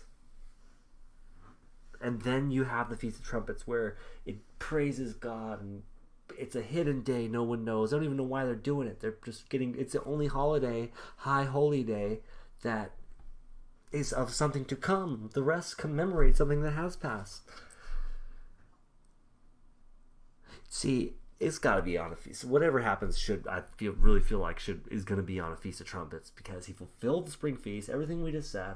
Unless it goes forward and backwards like a mirror, just like you have equidistant letter spacing in the Torah, and you have it spelling Torah, and then Yod He Vav He in the middle. It's like a mirror. We did a study on that, but actually I have it drawn up here. Feels like it's on the trumpets though. I know that's confusing. It is taught the shofar does not blow on this day, so that Satan does not know the day of judgment begins. The day of judgment. It's also known as the day of judgment. That is Yom Hadin. Yom Hadin. There are 12 names associated with the Feast of Trumpets, including one that says High Holy Days, Days of Awe. There's 12. 12 disciples, 12 patriarchs, 12 foundation stones, 12 gates, 12 disciples. It goes on. But the day of judgment, Judgment Day. Look, they steal everything. We got Terminator talking about Judgment Day. Rosh Hashanah is concealed and shrouded in mystery. On this year, 2015, this was written in 2015, or the first day of Jewish year, 5776. 5777. They would drop the 5, just like we dropped the 20, so it's like year 20 or whatever. 777, that's when Trump came in office, when he was 70 years, 7 months, 7 days old. Did a lot of 7s. Remember we showed you September 7th on here? September 7th is year 1. 7th month. 7th month. September 7th. 10 days off. Pope Gregory. Well, Gregorian calendar. Not using the sun, moon, and stars. Not using them. You see how it all connects? Like a wheel, like Ezekiel's wheel. And you see how also in 5782, it is also the 7th. We got a lot of 7s going on here. Not only will the moon be hidden, but the sun will also be hidden. Oh, this was talking about specifically that year. They had a little eclipse deal. The mystical aspect of Rosh Hashanah is indicated in Scripture. Sound the shofar on the new moon in concealment of the day of our festival. Psalm 81:3. The hiddenness of the day also goes along with Jesus said in Matthew 24. Oh, look at this. They're even telling us here. This is a great article. See, you can just read this and be like, oh, interesting article. But you see how deep it goes? We're all students here learning together.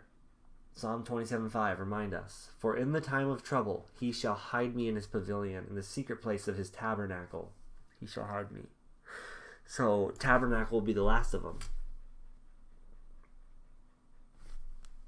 spring feast, fall feast, or spring feast, fall feast. Like spring, fall, boom. Oh, what are those things called where they go like this?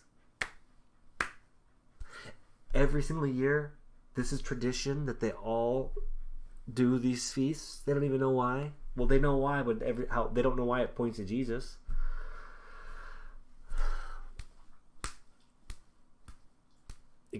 In perpetuity. So the feasts go this way. That represents the feast. Oh, that is so cool.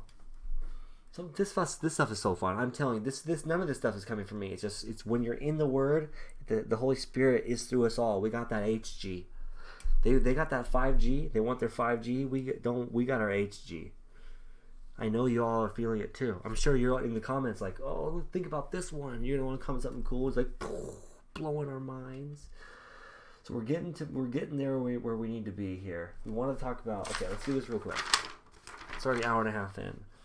All right. So there's also teruah means a loud shout, but also the way they do it is it's 9 long blasts, like short blasts, like this.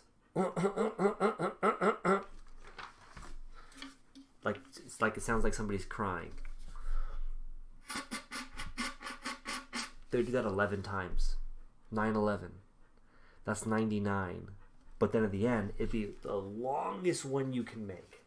The longest one you can make, equaling to 100. That's also known as teruah. So now we know that Pentecost means the first trump, and then we have Yom Kippur, the Day of Atonement, meaning the last trump or the great trump. That would be that loud final shout too. That teruah represents the 99, the 11 sets of 9, with the one long one at the end, leading up to the Day of Atonement. The Day of Atonement is signified as the last trump, not the last trumpet. Many people are saying it's cut and dry. It's the last trumpet. It's the difference between the trump and the trumpet. I really feel. Elul is the king in the field. You're gonna have to watch the last videos if you really want to dig into the king is in the field. But that's the month preceding here. Pentecost, the first trump. Yom Kippur, the great trump. Right? So that's the Day of Atonement. You get 2 days of trumpets.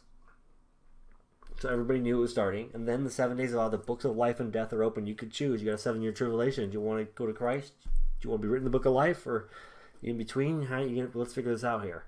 And then the Day of Atonement. Doesn't it seem like it will play out that way? It really seems like it's going to play out that way. So if it doesn't happen, it doesn't. If something doesn't happen this Feast of Trumpets, like by the time September 9th comes around, then we got to look towards October 7th at sunset, because that means the Hebrew calendar really is wrong for this year. But this is an important year. We don't know because they're such trickery. The Antichrist beast system. It was prophesied that it would change our calendars and our times, and it did. We got Julian, Gregorian, Torah, Hebrew, creator calendar. Sun, moon, and stars is what we should be using, but people will still even chart those out into the future. You cannot chart a calendar in the future. That's the way God made it. He wanted us to be in the present moment and live here, live in the present. It's called a present. It's a presence. You want to be in His presence all the time. Wait on Him until He shows you what to do. Every year He's giving us that lesson. But look at mankind, what we're doing. He's like, we got to make these calendars. We got to chart out in the future because we got work to do. It's like, yeah, there's work to do, but you got to give everything to God. This is what happens when you take God out. It stinks. And I don't like it. Kiddushin, a betrothal ceremony, a wedding ceremony. This is what we want to get into, because this is the bride. We know that we're the bride of Christ. He's going to come and get His bride in the middle of the night. All right, we're going to talk about this how it relates to a wedding, which is so important because we know that they all understood this stuff. We're starting to understand it now.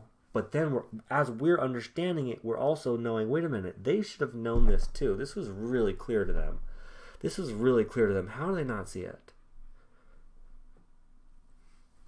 Remember the story when Jesus cured the blind man and in front of the Pharisees, And they're like, well, hey, he did on the Sabbath? What is going on here? And they bring his parents in so we could ask his parents.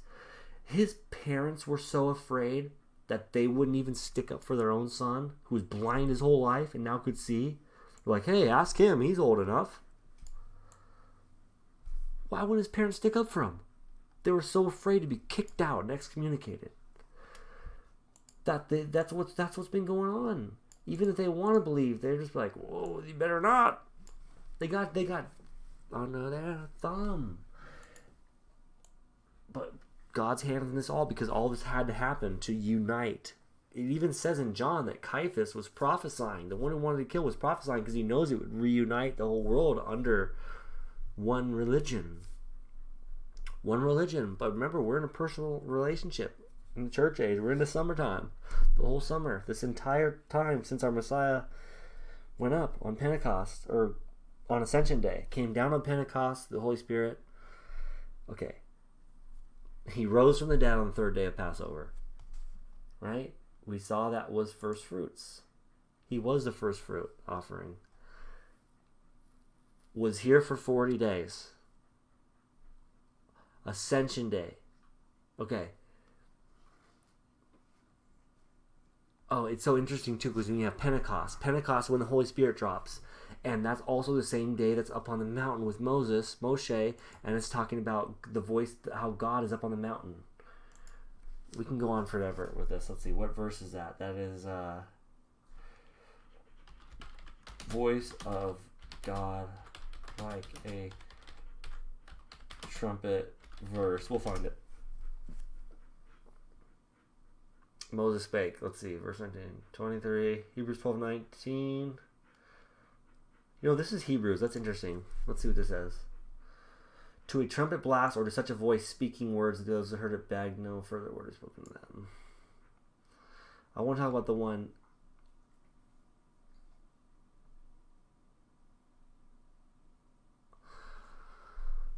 Exodus 19:16. God answered him in thunder. Exodus 19:19. Let's see. Thundered his reply. The blast of the ram's horn. You see how it all adds up?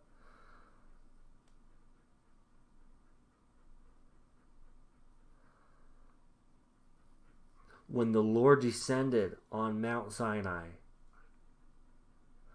our Messiah fulfills all this stuff. Look, this is me just like my mind being blown reading all this stuff. We gotta stay on task here. So, what's the task? Oh, here's Jacob's trouble. This is important. Alas, that day is so great, there's none like it. It is a time of distress for Jacob. We know Jacob means Israel. His 12 sons are the 12 patriarchs, the 12 tribes. Yet he shall be saved out of it. The 12 tribes encircling the tabernacle. We're going to get to the wedding part. We were talking about something else, though. This was to try to explain Rosh Hashanah. See, a ram's horn is a little different than a kudu horn. Ram's horn is a little small, twisty one. We could see it. I didn't know the day before was a day of, day of uploads, a day of release. I gotta upload this. I gotta release this. Kiddushin. All right, let's do this real quick. Let's do this. This will be fun. Yamin Noraim, the awesome days. These are the 12 names of the feast days associated with days, trumpet days of awe. Okay, here we go. Yamin Noraim, the awesome days, high holy days. Let's see. Let's type that in. Oops, I could have just done it there. Yamin. Oh, it just showed it. Here. Days of awe. Days of awesomeness. High holy days. Can you see?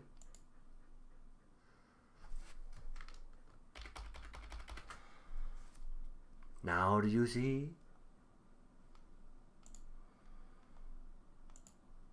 Yamin Noraim. Days of awe. In English, high holy days. In Judaism, the high holy days of Rosh Hashanah on Tishri 1 and 2. You see, 1 and 2. And Yom Kippur on Tishri 10. Day of Atonement. Which puts it at the Gregorian calendar. It makes it all funky. I don't like how the Antichrist mess with our calendars. I wish we were just using Sun, Moon, and Stars calendar. I really don't like it. It's frustrating. So Yom Naraim, the awesome days. Gosh, don't you just... Why the devil just tricking us constantly? Doesn't that suck? Well, it's fine. It's okay because we could see through it and just shows how the Holy Spirit works in us. We're like, we see it. We see it. We just wish everyone else saw it. That's what I meant. So you got Rosh Hashanah, meaning the head of the year. This is the day that the world started, which is possibly Noah's birth month. You also have Yom Teruah, means the day of the awakening blast, or the day of shouting. The awakening. Wake up, people. Feast of Trumpets is here. We don't know why we're celebrating it, but we're going to celebrate it. It's the only holy convocation that talks about something to come. Our Messiah is going to fulfill. You got Yom HaZikaron. So Dr. Barry Ah's YouTube did a good study on this. Just type Dr. Barry Ah Feast of Trumpets into YouTube. You got, let's see, Yom HaZikaron, Day of Remembrance. Okie doke. This is going to be a pretty memorable day. Hamalek, the coronation day of the King Messiah. These are the days associated, these are the names associated with the Feast of Trumpets. Coming up. Okay? The coronation day of the King. We are citizens of the kingdom of Christ. You're an ambassador for Christ. When you go out there in the world, make sure you're representing him well, brothers and sisters. Hallelujah. I know you are. Judgment Day. Isn't that one just blow your mind? Judgment Day. Yom Hadin. We got Sheviel Shel Mashiach, time of Jacob's trouble. Yeah, we talked about that. Or also the birth pains that happen, the birth pains that occur during the Messiah's birth. Birth pains of the Messiah. We know they're getting closer and closer and closer together. We talked about in the last video, Kudashin, the wedding ceremony. We're going to end it with the wedding ceremony talk because that's just beautiful, not to be a whole hour. Natsal, to snatch away. Natsal, to snatch away. Also known as the day of the resurrection of the dead. I wonder how they use that word Natsal throughout history and certain things about like Walking Dead and stuff like that. Natsal, the resurrection of the dead. Remember, the dead in Christ will rise first, incorruptible, in the moment, in the twinkling of an eye. A lot of the stuff we covered in other videos. People are going, but what about this? In the moment, I know there's so much. There is so much with Matthew. Just know people aren't going to be eating and drinking and marrying. What if we are in these times? People are acting like nothing's going on right now. People are literally acting like nothing's going on and everything's fine. And we're sitting here, you guys, the flood is coming. We're building an ark. We're trying to help people. And they just hate us for it. Be ready. Watch ye therefore. Alright, so the wedding ceremony. You got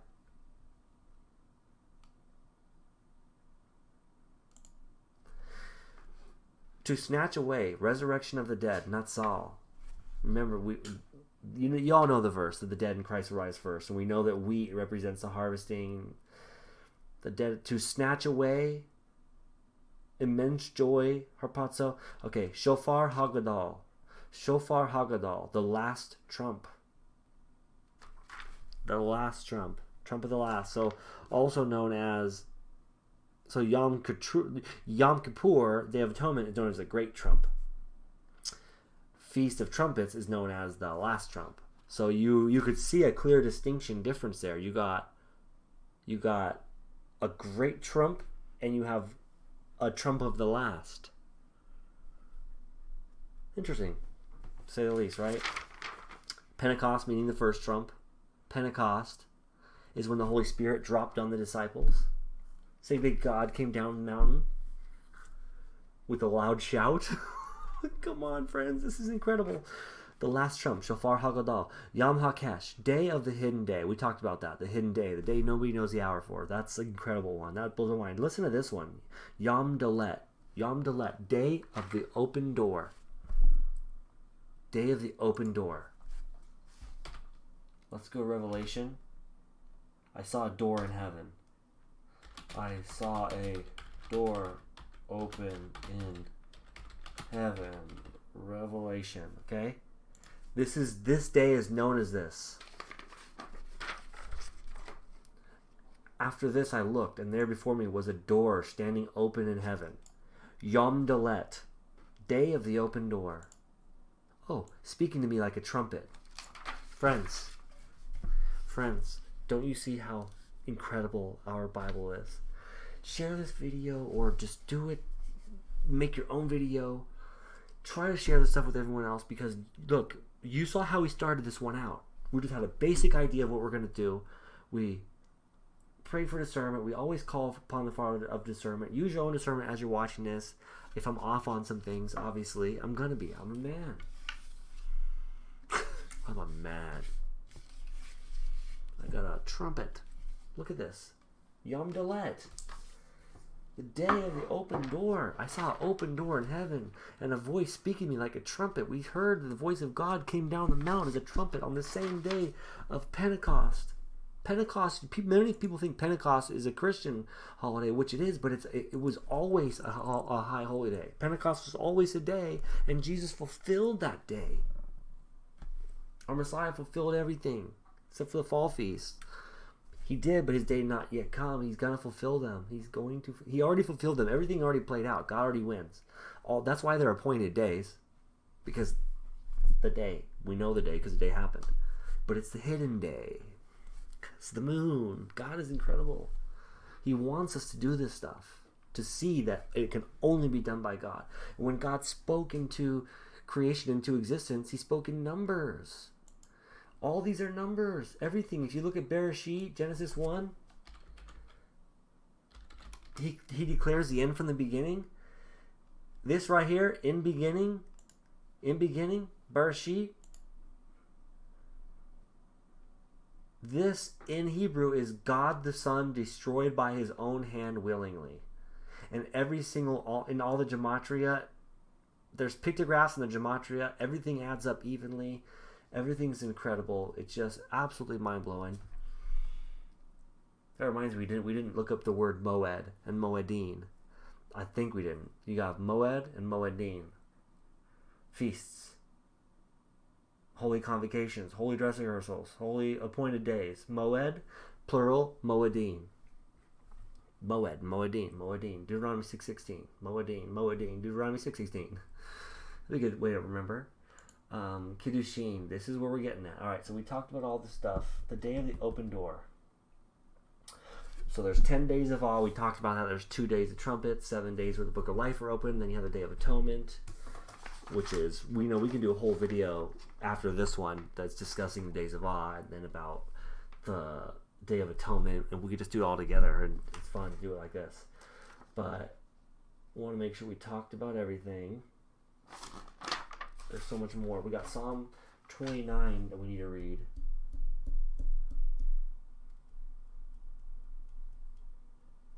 Oh, this is incredible. All right, there's many verses too that we want to read. Let's pull up Psalm 81 1 through 4 first. Let's see. Psalm 81 1 through 4. Psalm 81 1 through 4. I'm like, man, this guy's still going. Yeah, still going. This is fun. Psalm 81 1 through 4.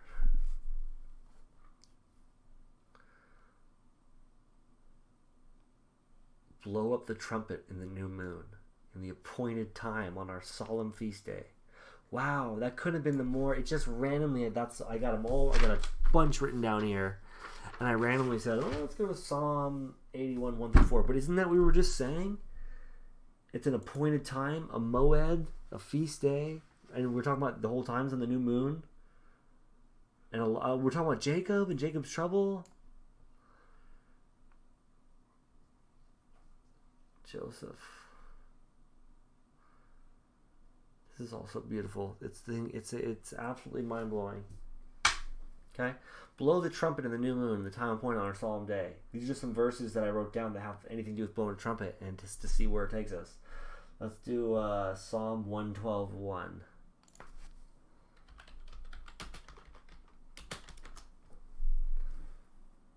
Praise ye the Lord. Blessed is the man that feareth the Lord. And delight gratefully in his commandments. And his righteousness endures forever.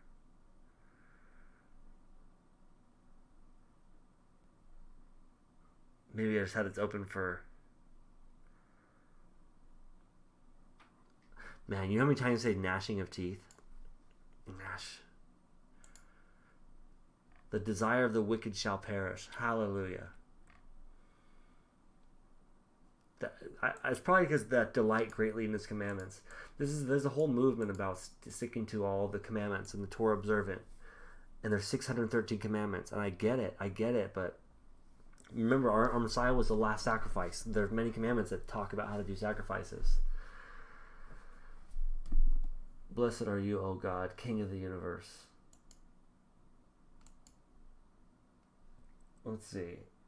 I have to go to the bathroom again. Isaiah 58:1. I-S-A-I-H. Okay, we got to get into the wedding thing. And we're like, when is he going to talk about the wedding thing? Here we go. Cry aloud, spare not. Lift up thy voice like a trumpet, and show my people their transgression, and the house of Jacob their sins.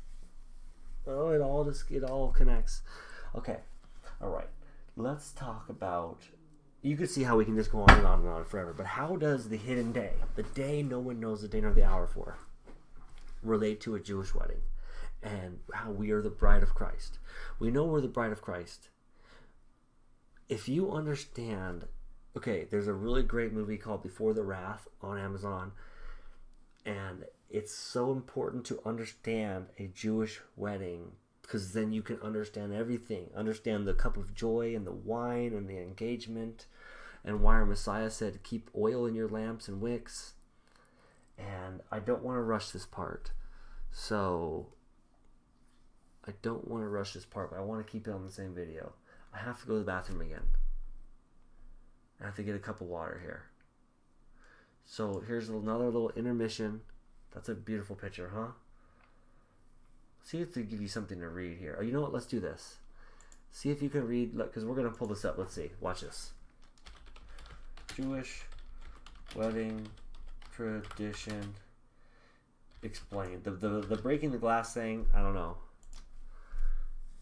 Ancient. Let's do ancient. Ancient Jewish marriage. Rich with ceremony. Okay, here we go. 7 days of celebration. 7. Interesting, right? All right, myjewishlearning.com. This will probably do the trick. Oh, look at that. Beautiful, huh? Is that Vav? 6? Vav is the 6th. It's a nail. 3 Vavs is 3 6s. Our Messiah had 3 nails in it, hand, feet together. 3 nails, 3 6s. There are many 6. The very first mark of the beast happened in the very beginning. All right. Okay, here we go. Let's go here. Do you guys need help with your car's extended warranty? I did this whole video to get you. All right, you guys know that your car's extended warranty is up. Gotcha. Okay. In biblical times, people were married in early youth. Yeah, many talk about how Mary was 18 when she had Jesus. Very common. It's easier to read like that. Okay. As a rule, the fathers arrange the match. I'm going to zoom out so you can read it. I gotta go to the bathroom. We got to give you something more. You're not going to be able to see much of this. All right, really focus on this. And you know what? While we wait, if you want, I'm just going to go to the bathroom real quick. I'll be back in 1 minute. But pull up Psalm 29. Might as well, right? This is what they read. This is what they read, friends. Every Yom Teruah, Feast of Trumpets. Meditate on it.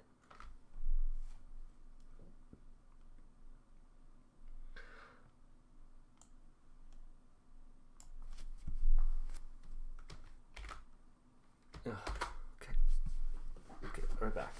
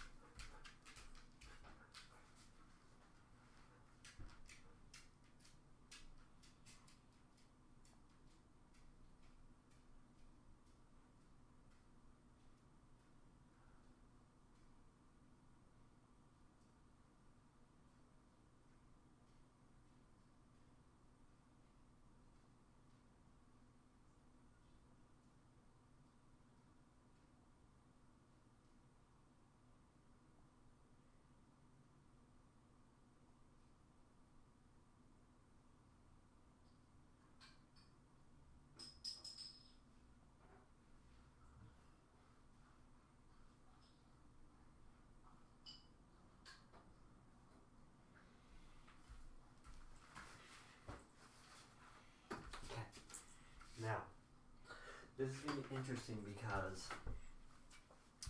we want to pull up the verses that talk about... Alright, did y'all read it? You have a chance to read it? The voice of the Lord strikes with flashes of lightning. You want to know something interesting? If you're going north to south, whether it's flat or round, just hear me out. If you're going north, eventually you'll go south. If you're going south, eventually you'll go north. But you know how our Messiah says, as far as the east is from the west. If you're going east to west, if you're going westbound, you will always go westbound, no matter what. There's not a certain point where you'll start going east. As far as the east is from the west. Endless. North to south, there's a certain point where you're no longer going north, you're going south. You're going south, you're going north.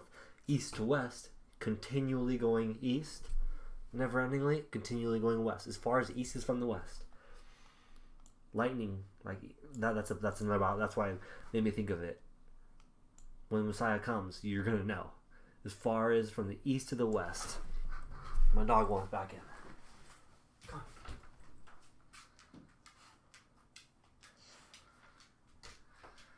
Good boy.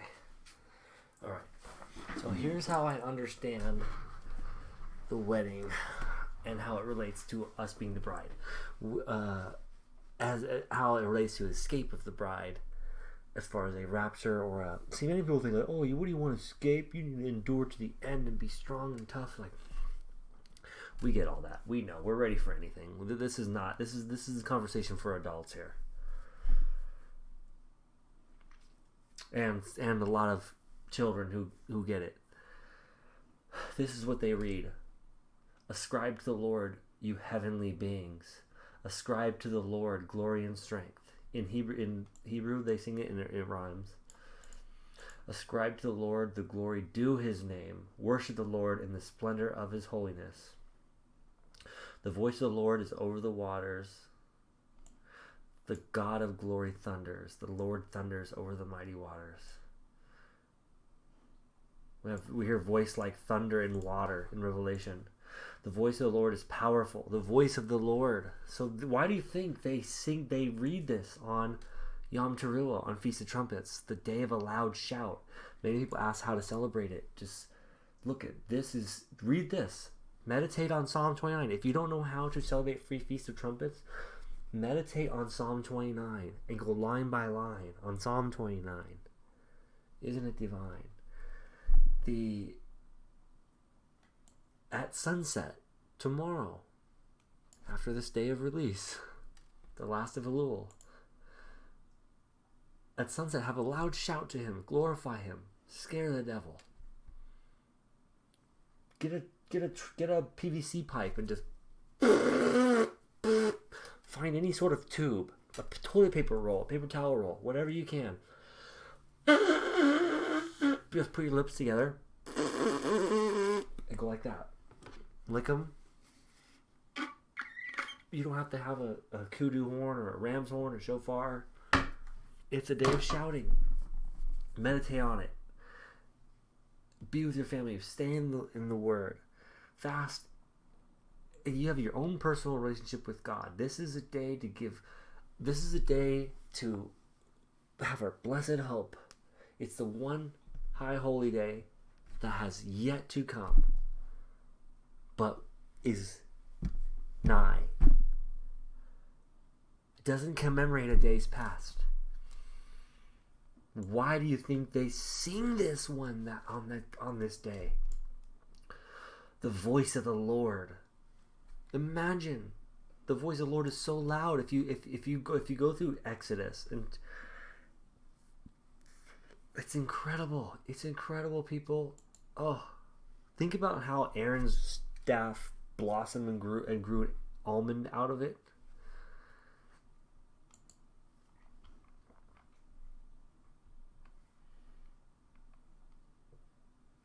The sound of the trumpet goes louder and louder. The blast of the ram's horn grew louder and louder. You understand, this is Jesus giving them the rules on how to live. They were in the desert for 40 years. It was actually 38 because they had already been 2 years.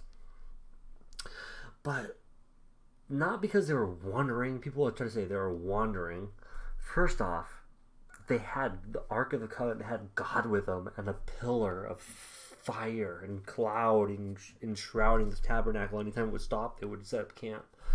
Exactly how they were told to do it. They weren't wandering. They were learning the Torah. Generations. Oh, that's interesting. When we were talking about generations earlier, how many generations would it take to learn something or forget something? Wow. The devil always tries to play and trick God. Mimic God. They were in the desert for 40 years because they needed the generations to absorb the Torah and the law until they were ready. Oh, it's beautiful. People say, oh, they wandered the desert. Isn't that beautiful? God with us, Emmanuel. We can get into that, but we want to talk about the wedding. All right, so as far as I understand it, let's get a good Jewish wedding. Ancient Jewish wedding. I'm going to type Yom Teruah because I want to talk about the men running through the streets and shouting. Running through the streets and shouting. So we can actually, I wrote something down about the cup of joy, and this is how it starts. And this is about being the bride of Christ and how we are the bride of Christ. And let me just read this real quick. It'll explain the cup of joy. And if many people don't understand how we are the bride of Christ, is because everything relates. They knew what a Jewish wedding was back then. Let's go to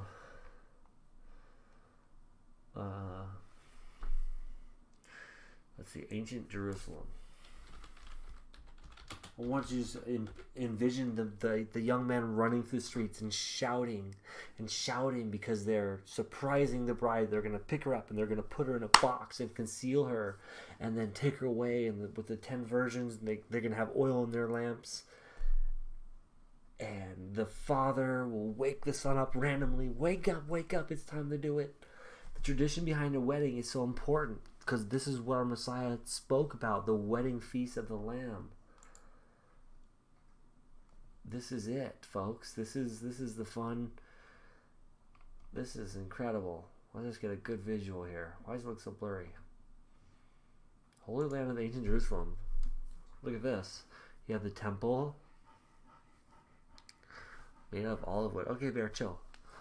Let's see, what do we got here? I never saw this. I never noticed. Let's see. I wonder which one is the western wall. And then you have Ezekiel's gate.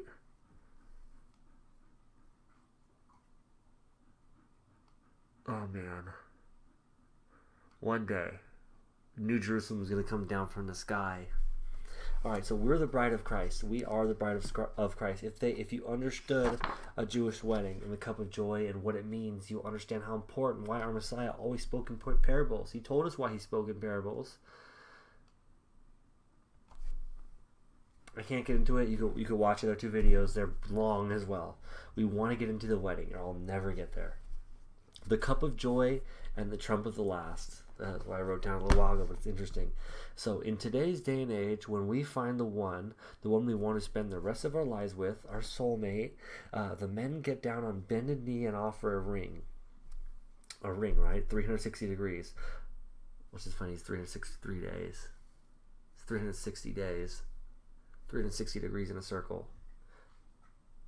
At the solstices, the sun stands still. A clock, 360, 12 numbers in the clock, 12 disciples, 12 foundation stones, 12. Everything is about God. God allows all this to happen. He gives it to us so clear, and the evil's in there. I'm like, hey, if they don't see it, it's on them. And it really is. It really is on them, and it takes this kind of stuff for us to get it, because to see this is holy. This is a holy book. This is not just some book written by Bedouin shepherds, whatever people want to say. This is the numbers even add up. I think you're all starting to get the point here, right? So we would give a ring today with an expression of our love for her and pleading our case of a binding together of 2 souls in one. One flesh we become one flesh. Simon Peter was the only one who had a wife. 180 degrees plus 180 degrees, 360 degree ring. In the days of Yahushua, Jesus Christ, the bridegroom. So the bridegroom is the man who's the not the fiance, I guess fianceau, the bridegroom. Our Messiah always said that he's the bridegroom. He said, would the best men, while the bride, when they were judging him for on the Sabbath for doing things, he said, would the men of the bridegroom do this or do that while the bridegroom is with them? They'll have their chance to prove their worthiness. Okay, you know what I'm going to do? I'm going to do a really long one on this, maybe if I have time tomorrow, but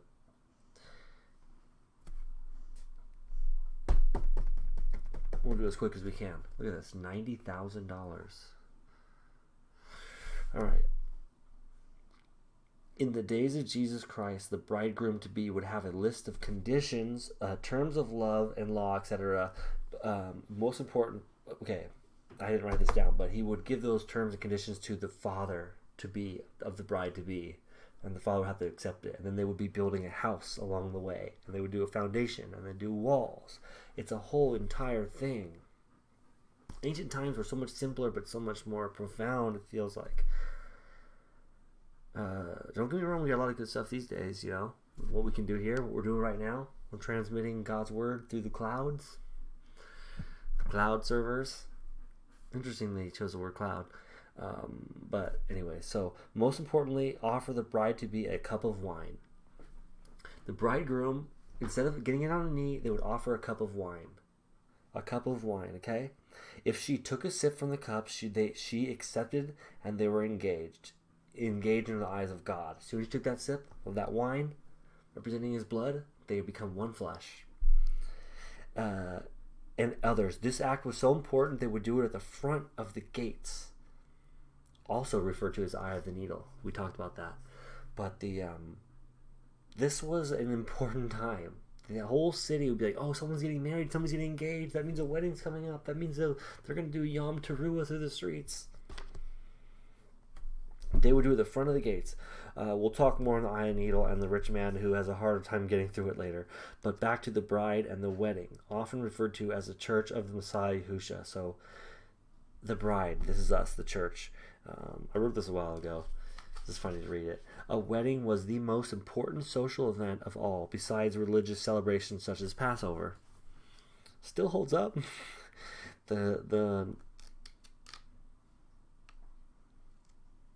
Okay, the cup of joy is very important. They would call it the cup of joy. That's like the wedding ring, the engagement ring. It's very important. Yahusha knows this, so he knew it. All the disciples knew it. They knew wedding deals. They knew it was up. They knew what time it was. Okay, his first miracle was turning water into wine. And remember the 6 stone water jars? The 20 and 30 gallon 6 stone water jars? Remember we talked about how the Hebrew years are 2 and 3 every 3-year period, and then a 2-year period, and you have 6,000 years. The Jewish people did not count the years they were in disobedience. That's why we're going to 5782 and not 6,000. Okay, so it was Mary who asked this miracle of Jesus. So yeah, Mary, Jesus' mother, says, can you do this? But she says, but he told her, woman, what does this have to do with me? And then people say, look how the way he speaks to his mother. Look at the way he speaks to mother, his woman, what has this doubt to do with me? This is what King David says, what has doubt to me? This is a term of endearment. Like this is an endearing term, a endearing way to speak to people. Don't let people get you twisted. Your knowledge is your sword. It's your double-edged sword, because they can come and attack you this way, and then you can parry, longar, touche, get your whole armor of God on. You know, your shield, and your what is it? Your helmet of salvation, your breastplate of righteousness, your sword of the Spirit, your shield of faith, your feet of truth, your girdle of peace, and your feet of peace, your girdle of truth. Double-edged sword. It's your word. You see what I'm saying? You have to be able to know this stuff. If you don't know this stuff, then they're going to get you. There's no getting you. There's no getting anyone. It's all here. Everything you need is here. You just got to know it. And people say, why? What is Jesus telling his mother? What does that have to do with you, woman? King David said that as a term of endearment to his men. This is our Messiah hearkening back. Not only are they trying to throw it in your face, you could turn it right onto them because of the double-edged sword. This is the opposite of what they're saying it is. This is a term of endearment, but they say it's a rude way to speak to his mother. It shows the ignorance of both sides of us if we don't know these things. So all this stuff is so important to know. Is respectful and customary. I think I wrote down. Yahusha says, "What have I to do with thee?" This is what he says. What have I to do with thee? It's also a common expression of the times. An example was King David. David says, what do I have to do with you men, you sons of Zeruiah? Yahusha's first miracle involved wine. He refers many times to the term bridegroom. It represents the man of the hour, and his people that follow his teachings are often referred to as his bride. That's us. We're his bride. This is important to remember when we think about the Last Supper and the wedding feast of the Lamb. When judgment has come and we celebrate the wedding feast of the Lamb, what happens? During the Last Supper, Yahusha breaks bread with his disciples. Breaks bread. And which represents his earthly body, the flesh. You can't get into the The wine represents his blood. The blood of Yahusha is not figurative for his sacrifice for our sins. Okay. I wrote here it's not figurative because it's a literal transaction in the spirit realm for our souls. His blood is a literal transaction that paid for our sins, paid for them in the spirit realm. We don't know why, but for some reason, blood is a currency of the spirit realm. It runs through us. It keeps us alive. This is intense, people. This is so fun, right? But it is figurative for a sacrifice in a way, just like it's painted over the doors on Passover. The blood of the lamb on Passover are painted the doors. That way the evil spirit would pass over and wouldn't kill their firstborn. During the Exodus, 10th plague, is a transaction in the spirit realm. Yahuwah sent us his only Son with a message of love to be our Savior. His blood, which wine is a symbol of, paid for our sins. During the Last Supper, Yahusha has all the 12 disciples break bread with him and drink wine. Yahusha does not drink with them. He doesn't drink the wine. What does he say? He says, not until the day of judgment will I drink from this cup. I will not drink from this fruit of the vine until I drink it anew again with you in my Father's kingdom. He didn't accept that sip. Remember when they'd go to the gates and the bridegroom would offer her a sip of wine? here's the Bible. Here's all your terms. To God's the Father. Here, we give you all the terms, and then I want to marry your daughter. This is how gracious and beautiful God is. We know we have love. He speaks to us this way. If people only knew. And here's the terms of engagement. Will you take that sip? What does he say? I won't take this sip yet. Not until I drink it new again with the Father's kingdom. We want to get everyone in. We want to get everyone here. This represents the covenant. This is the new covenant. This is what we're waiting for. This is the covenant to be fulfilled. We're waiting for the feasts, the fall feasts. A new promise that he will once again return at the last trumpet, at the trump of the last. All right. Okay. That's good enough. So we understand the cup of joy, the wedding. So we're the bride of Christ.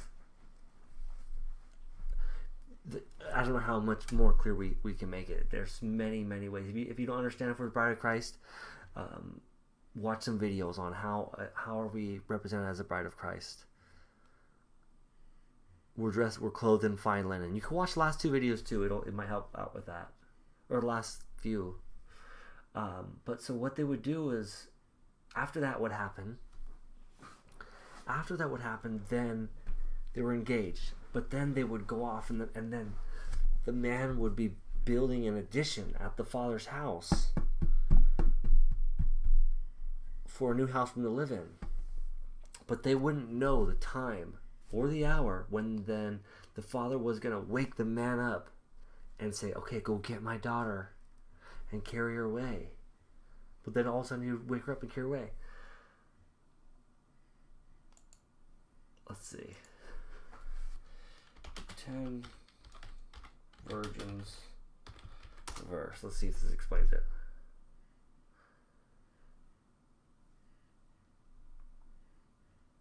Then the kingdom shall be likened to 10 virgins, which took their lamps and went forth to meet the bridegroom. And while they went to the bridegroom came, and they were ready. See, they knew what a wedding was. They all understood.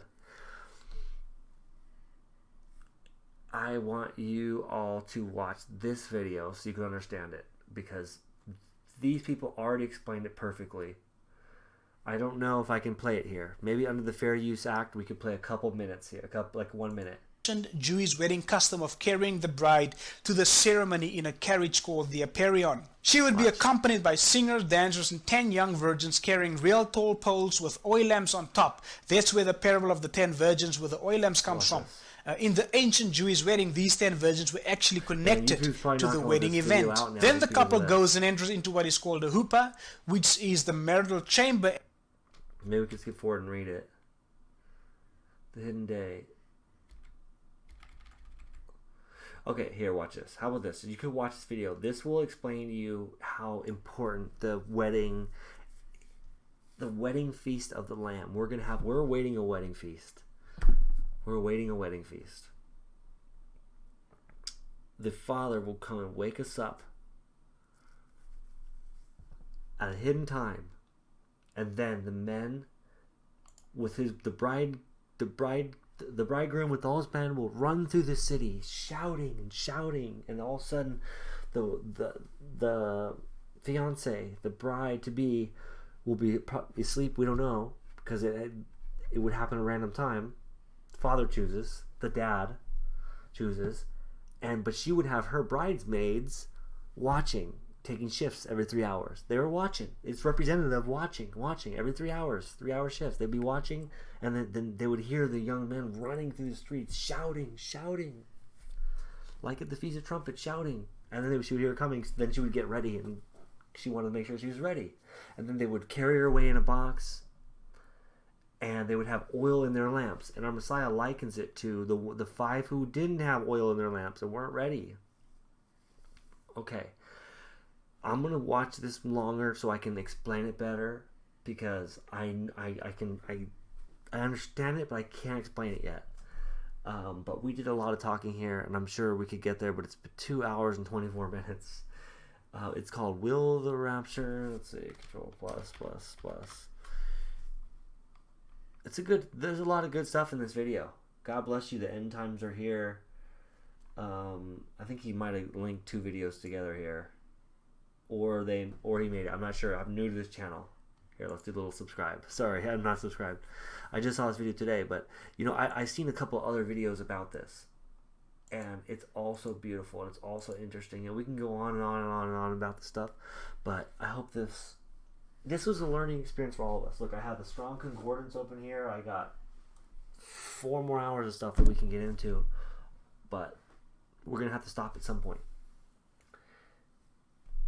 How Feast of Trumpets is related to a Kiddushin, a wedding ceremony, and it's a hidden day that no man knows the day nor the hour of, and it's coming up, and it all aligns. It's year 6000. You gotta watch the last 2 videos. May 14th, 1948. Fig generation started. This generation shall not pass, lest all these things be fulfilled. The three different color robes. Oh, it's intense. All right. Let's see. Tabernacle, September 22nd. So summer, when it says in Matthew 24, it says, now learn a lesson from the fig tree, a parable of the fig. Summer is near. Summer is ending on the 22nd. Tabernacles, Sukkot, will be on the 20th, according to the Hebrew calendar. So the one thing to leave us off with is, it's possible that March 14th was not the first day, but we're going to assume it is for now. If nothing happens, I'm not going to be too surprised, but I'm hoping, it's a blessed hope, because using the Hebrew calendar, nothing happened 9th of Av. And something always happens 9th of Av. But using the Sun, Moon, and Stars calendar, which puts April 12th as the first day of Abib, that is when we pull out Afghanistan. Just a really, really bad deal. And now we see what's going on over there. People are being persecuted. We don't even see it. They don't show us. So it almost makes me think that the Hebrew calendar is wrong this year. Or, I mean, they know it's off, that they're adding extra month, but it's so convoluted. But I think you're starting to get the idea. But then also could be trickery, there's deception left and right. So we can't just not celebrate Feast of Trumpets. It's the day no one knows. It's the hidden day. It is hidden. But at least we are out actively seeking it out. And then we'll start Jacob's trouble. But at least we're actively seeking out. We want to get closer and closer to God. We're doing our best here. We are doing our best here. And I think I got open to everything here.